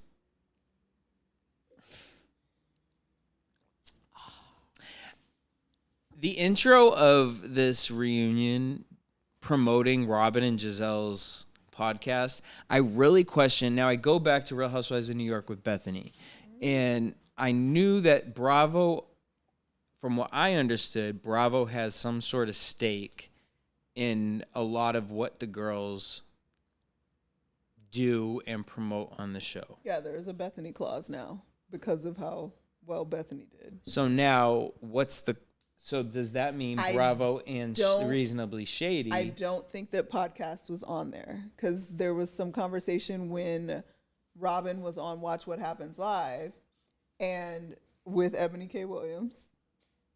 And they were talking about because, Andy was like, well, why would you put it behind a paywall, this, that, and the other? And then I heard Ebony what was Ebony like, said about it. Yeah. Ebony was like, well, she's being a smart businesswoman, essentially. And then on Ebony's podcast, Holding Court, great podcast, guys, she's talked about it a little bit more and basically was saying that Bravo needs to update their contracts because of that situation. So I don't know. Patreon and podcasting, I don't know that Bravo had their... Which will I feel like we'll be able to like tell more next week because the unedited clip that they talked about with Robin, I don't know. We'll see. But the fact that they started the episode off with that, it felt forced, like a forced storyline. And I just personally feel like as a viewer, Bravo should have been stricter about this because as a viewer, I don't want to go pay for their podcast to go figure out the rest of the storyline. And so I hope, Bravo, you pull it together and you say, hey, no more of that because I don't want to listen to Reasonably Shady. I want to get it from the show that I'm watching currently, personally. I don't mind getting it from Reasonably Shady because Reasonably Shady is free. So is Bravo.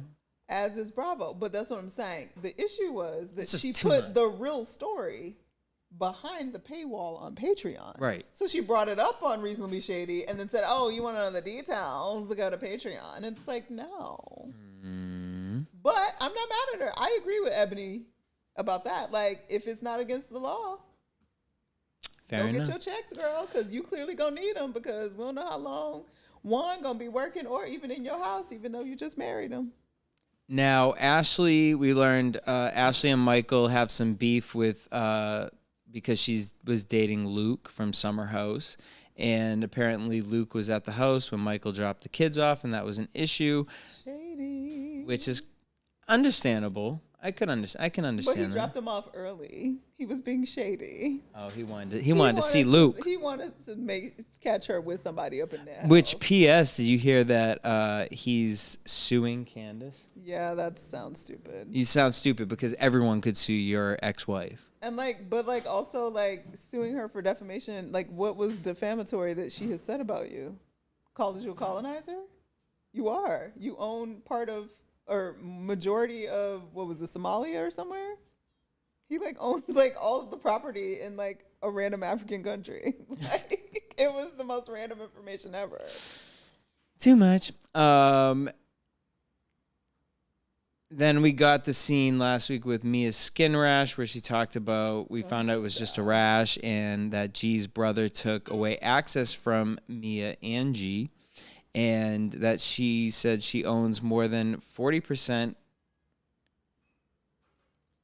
What was it? She owned more than 40% of the companies.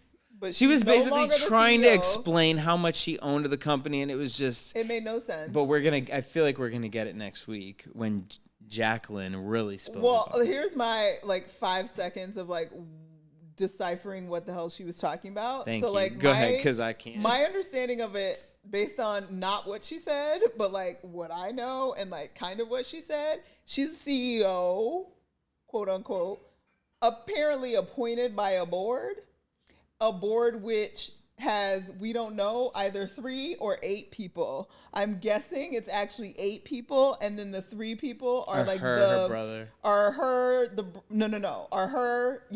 and the 2 brothers. Her being the voice of herself and her husband.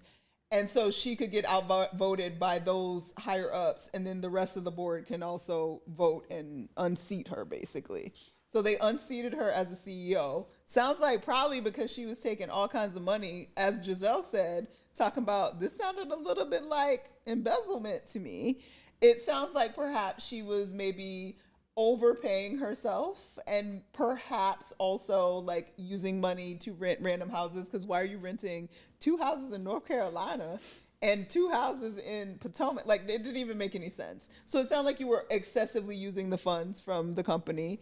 And then they were like, oh no, you got to go. So they unseated her as CEO. So she no longer has a salary that she can pull from the company at all. But they still own their shares in the company. So if the company ever sells, they still will get a nice, payout from the sale of the company. But in current state, she doesn't get anything financially because she no longer has a salary because she's not an acting CEO anymore.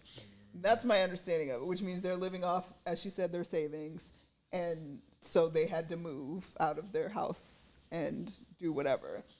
But Mia is crazy as all hell. Mia is very crazy, and we're going to get to that in a second. But before we get into that, I want to talk about this quick little thing that as they were talking about that, then Andy talked about that he has I've never been with a woman before. And I forget what the name of that is when a gay guy's never been with a woman. It's a gold star or something? Something like that. And then Giselle was like, well, if by 54 you haven't, I'll do it. And he was like, I'm good. He was like, no thanks. Good. And that's exactly what I would say to any of my friends. They was like, he was like, not me, girl. Surely won't. I'll put it right in a tube and be done. Giselle, how you have disappointed me in the last 48 hours.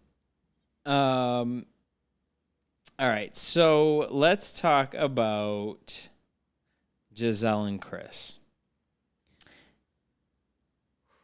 Candace versus Giselle. So we saw some unseen footage of Giselle reading a text from Chris saying that he said, basically, if I made you feel uncomfortable, I'm sorry. I just didn't like how this was dragged on the show. Which, again, I'm on Team Chris and Candace for this entire thing. There's not a moment that gave me any sort of empathy towards Giselle at all. Even the things she was saying. Actually, I think this reunion made her look worse as a matter of fact. I'm actually like, girl, you should probably jump ship, which would make the show crazy. But like at this point, if you're not going to like really be about your life, this is just making you look like a messy old woman. Messy old woman. And I will say that because in our earlier reviews, I was trying to give a reasoning benefit of the doubt of why Giselle would say this. And I can say that there is some world in which I can see that being alone in a hotel room with a married man of quote unquote a frenemy situation could look sideways if they exited together or he exited her room and somebody saw and they could be like, oh, what was he in the room for? Like, I understand how that perception could happen. What I don't understand is how you blame Chris for making you feel uncomfortable in that situation. Because as soon as you walked into the whole, because the story, and I still don't know. Or then how she tried to correct him when she was like, no. I didn't feel he did something to me. I felt uncomfortable. And it's like, if you felt uncomfortable, because the whole story supposedly at one point was that she thought that both her makeup artist and her stylist or something were still in the room. So it wasn't a big deal to like, oh, we'll go in the room because there's other people in there. Right. But as soon as you walked in there and was like, nobody's here, stand outside the door. Yep. So he didn't do anything to you. You just thought it was an inappropriate look, which I will accept, of y'all being in the room together, because we know that Giselle is an old school church lady, even though shady, but church ladies can be shady. So just stand outside the room, but don't say that Chris did something to make you feel uncomfortable. Talking about he want to be your sneaky link. Girl, bye. And then when Giselle was like, see, I just feel like it's semantics. Bitch, this is the reunion. This is what you're here for. You built it up. Matter. And not only that, but you're not going to sit here and try to say that you didn't try to take this man down. Fine, if you felt uncomfortable, I can understand that. There are people who have made me feel uncomfortable, and then I have to go to them and say, hey, I felt like you did this purposely, and it made me feel uncomfortable. Yes. And I'm going to come to you, and I'm going to be honest with that. But now you're going to meet with this friend of Ashley's to hear what she has to say about Chris, and now you're buying into the semantics. Yes. And now you're mad that we're here talking about the semantics because you look like a crazy person. And I almost would have been like, this is just Giselle still trying to make mess for the show to stay entertaining until the Robin shit came out. And when the Robin stuff came out, it's like, oh, y'all are purposely distracting, and that's not cute. Agreed. Then we get the Happy Eddie thing, and we're not even gonna discuss why a grown ass, big ass black man has to be smiling in any damn situation. Besides the fact that he has beautiful teeth and a beautiful smile, and he's a beautiful man. Like if he walked in there looking like Grimace, like he was gonna kill somebody, y'all would be like, oh, just like you did to Monique's husband when he got too angry / aggressive feeling for them, and she needed a bodyguard and all this other stuff. Like, it's a black man that's smiling. F off. Right. Period. Karen says she does not. Oh, then we get to this whole thing where they were trying to say Karen copies the girls. Exhausting. Girl, we didn't see the clip, so, you know. I also don't care. I don't care. And Karen can do what she wants to do. The girls can. They all copy each other. Karen's just funny and ridiculous, and who cares? She makes candles. I love that she said what the Ladoms were, and then he was like, "What would the Robins be called?" Boring. That was good. And then Giselle talked about how she got the biggest feedback about her hysterectomy, and Candace said, "Because that's the first time you ever kept it real." True that. And to be honest, true that. Truth. And then we get to Wendy and Mia, which Peter Thomas was not happy about this. Wendy and Mia basically said Mia said that that Wendy fucked Peter. Girl, you done already got exposed for lying that you owned a house, that you were the head of this business, and now Mia, why? I just don't get it. And you know Jacqueline's going to come out here and say probably some crazy stuff. And it's just like the lowest. It was just so unnecessary. Wait, hold up. Red Ruby to Sleaze out now. Is it good? Oh, it's out. It's out. Is it good? Do we need to play it on here right now? We got. Let's get the stream shut down, child, right away. No, because it probably hasn't been through the YouTube thing yet. Oh. Not I know the illegal. Jesse's gotta find it right away. I do, because I want to hear it. We're gonna listen to it together. Okay. You gotta lean in, girl, because don't pull this out. It's expensive. Nicki. All right, we're gonna. This is way more important than the nonsense. It is, honestly, because Potomac, and she didn't even want to talk about it. I don't, because it made me angry. Wait, I'm gonna put my thing over here. Where's my search bar? Once we address the colorism non-conversation. All right, we're gonna listen together. What is she called? Is it called Red Ruby? It's not under Nicki Minaj. It's not on here. What is happening, guys?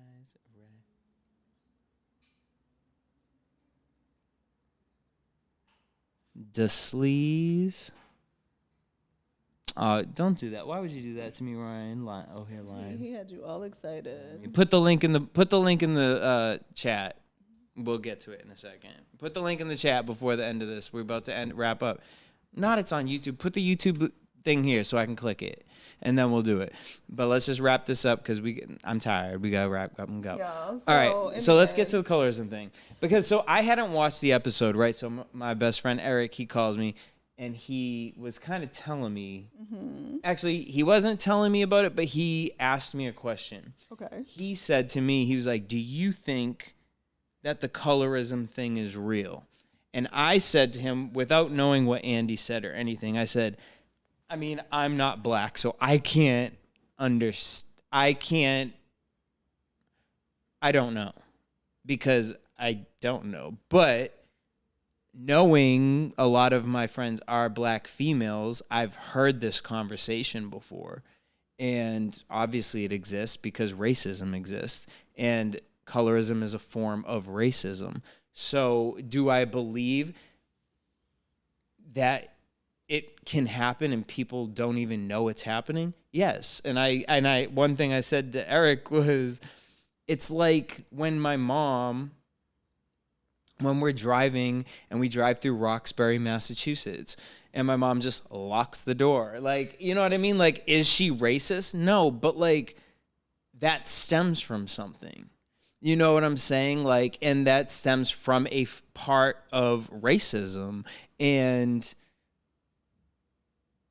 that's the stuff that it's like, you know, when people were like, why are you posting a black box on Instagram? It's like, so because it's like these little things are to wake you up, to have that conversation of saying, hey, you know what? Maybe we are thinking this way. Maybe I do react to something or someone because of this, and looking deeper at it. And I do appreciate, personally, I don't know how you feel about it, but I do appreciate that the producers were like, I don't know how to touch this. Let's ask them. Because I'm more interested in knowing how you feel about Carlos King's going off like that, because I'm like, boy, you just wanted to be on the show. Like, he did, but I think he was not wrong. Okay, go ahead. So what do you feel? And I watched his whole spiel about it. What's your whole take on it? My whole take on it, I was disgusted, actually. Oh. On a few levels. I was extremely disappointed in the conversation, most of the women on the stage, because it was... Who were you not disappointed? Who did you feel like really tried to... I don't think they were really... Okay, look. I applaud them taking Andy out of the equation. Mm-hmm. At first, my understanding that, okay, they decided they didn't want a moderator. Fair enough. Let them talk. But I heard, and I don't know if it's fact or not, that Candace actually wanted a moderator and was outvoted. I take issue with that, because in the end, as the person possibly most victimized by the possibility of colorism, along with Wendy, if she was the one that wanted a moderator, then there should have been a moderator. I personally think the conversation deserved a moderator, and an intelligent one who is well-versed in the topic and understanding of the historical context of the topic, so that there could be intelligent questions forced and asked of the women, because I do think it makes people uncomfortable. And as much as I am, in the end of the conversation, I'm very disappointed. I don't know, Giselle, for real, so I don't really care, but her flippant dismissal of it is disgusting to me. And a lot of people are like, oh my God, her dad was a civil rights activist, and how could she possibly? He was with Martin Luther King and blah, blah, blah. As a Black person, you know, colorism is huge and hugely a part of especially the civil rights movement alongside Martin Luther King, and that's why Rosa Parks, one of the reasons Rosa Parks was selected to be that person, because that had already happened with Claudette Colvin, but she wasn't the identity politics that worked well for what the movement was trying to do and what's acceptable to white people and all of those things. And Giselle's father is clearly very light and was in Texas and was able to make his way through. So I'm not certain. I don't know the man, but I would guess he probably has a little bit of colorist tendencies based on the way his daughter behaves. So for me, it was just, and upsetting. for Giselle to, if you remember the early seasons, the first 2 seasons with Katie, and how pressed Giselle was about Katie denying or not fully accepting her Black womanness because she's biracial, even though Katie appears almost more Black than Giselle does because she's a little browner and doesn't have the green eyes. Like, it was astonishing to me that Giselle was very, like, just dismissive of the whole conversation. And I don't know if that's editing. I don't know if she was, because she had a weird emotional moment in this episode that made me think that she is dead inside and probably needs help and should not be on this show for real. So I don't know if that's where it's coming from. So I would like to, give grace to that situation. And I did think the dead inside thing until, honestly, like, I shouldn't say dead inside. She made that comment about at the very end when he was like, okay, let's move on from this to, I forget what the topic was. And she was like, yeah, let's get messy. And it was like, girl, you was mute the whole conversation. And then you're going to talk about, let's get messy. Like, so when I would say dead inside, I mean, like, she's harmed so much inside that she's not a good person and doesn't know how to behave. But regardless, in the end, I think that it was a missed opportunity hugely. I think that Karen tried. Yeah. I think that Ashley tried, but I don't think any actual valuable discourse around what really is going on. And it's not just amongst the girls. It's amongst the audience and the reaction to the things that are happening with the girls, that a real conversation could have been had. about something that's serious and for real and affects. You know who I would have loved for them to pull on was, what's the girl that did the Love and Hip Hop reunions at the end? Oh, you talking about what's her name from E? Yeah, Nicki Parker? Yeah, I would have preferred. I don't want Carlos King to have in this conversation. I don't even know. I mean, I don't know what her. But I feel like a black woman should have led the conversation. It definitely should have been. I think it should have been a black woman, and I think it should have been a black woman that is also an educator in the space. Right. Yeah. Okay. So I don't know that I don't know what Nicki Parker. She might have been great. I don't know, but I just think it should have been somebody that is well versed on the issue and very comfortable talking about the issue. And able to ask questions, like when Giselle is pretending like she doesn't understand what anybody's talking about. It's like, okay, well, how about this? Because to me, it looks very clear that Giselle has always had to fight for her own blackness because people were always probably like, you ain't black.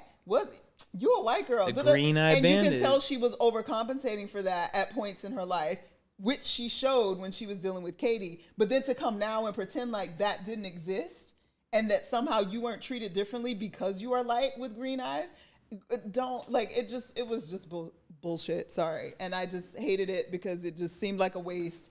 And then it seems like a waste to a much larger audience. And it's a really serious issue that deserved a real conversation.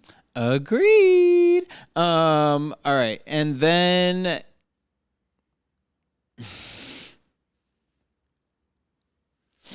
Uh-oh.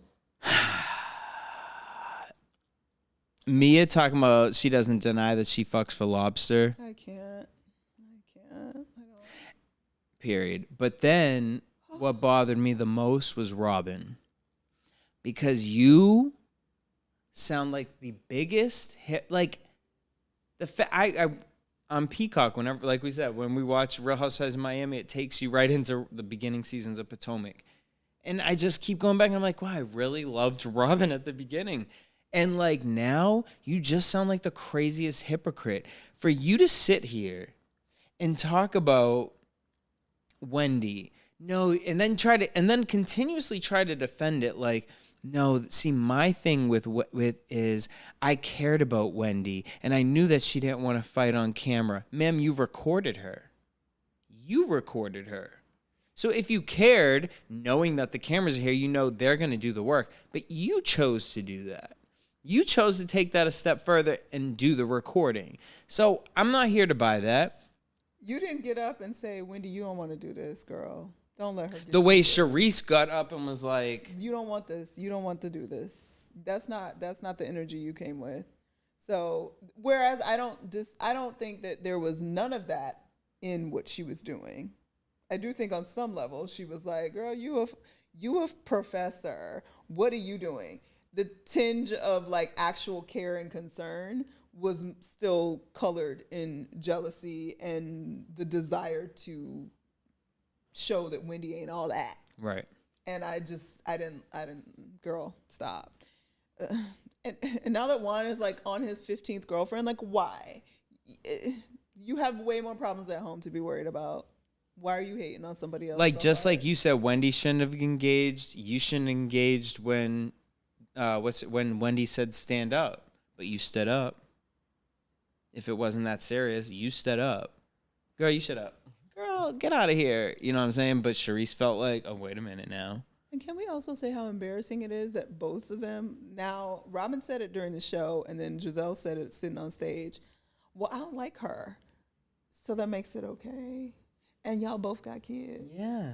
It's just embarrassing. Like, it's gross. It's embarrassing. Are you not embarrassed? Like, I would be embarrassed. And not only that, but like, Giselle, you and Wendy have gone through something semi-similar, like with surgery and like, you know what I mean? Like, girl, you got 3 daughters and you want them out here beating people over the head with a purse just because they don't like them? And your daughters are low-key darker than you. Like, what if they experience this? Isn't this a conversation you might want to open your ears to? And 100%. like, and I don't know if Ashley was being serious, but I do appreciate on camera for her to say she acknowledged her privilege. Yeah. You know, but again, that's why we needed a moderator to go and push deeper. it a little bit. Yeah. Be like, okay, that's great. What about blah, blah, blah, blah. All right, and then next week we're gonna see what's gonna happen with Jacqueline. But before we get off this, let's listen to what this is because I just want to hear the beginning. We're gonna just go to Nicki Minaj. We just gonna go to Nicki Minaj happiness because I just want to hear what this is. And Potomac was a mess, but and we're gonna talk because I'm not trying to get pulled up. Oh, not she got the Luma D beat. Okay. Yep. Okay. It's giving mixtape. Okay. And that's all I'm going to give you guys because I'm not trying to get this live shut off because I'm going to cut this and chop it up and I'm going to listen to it on my car ride home. Right, and I'm going to listen to it while I'm editing. Super excited yet. I wasn't excited about that either but it's giving me mixtape. Yeah. It's giving me mixtape, Nicki, and like, okay, but if we're going to, like I said, I think we're getting dancehall for the album. So if that's what this is the prep for. Well, that will make me feel better because obviously we're not getting a Rihanna album. I know. So I wouldn't be mad at a dancehall album. It's been a while, guys. Not at all. It's been a while. Well, I'm back, y'all. We're going to fix this little scenery up next week and get the things going and all the things. But Courtney, where can everyone follow you? I am everywhere on social media at Stuart Starlet. Boom. You guys can hit me up at DJ Jesse J. Hit us up at Next Mood Swing across all social media platforms. And until next week, same time, same place. Peace.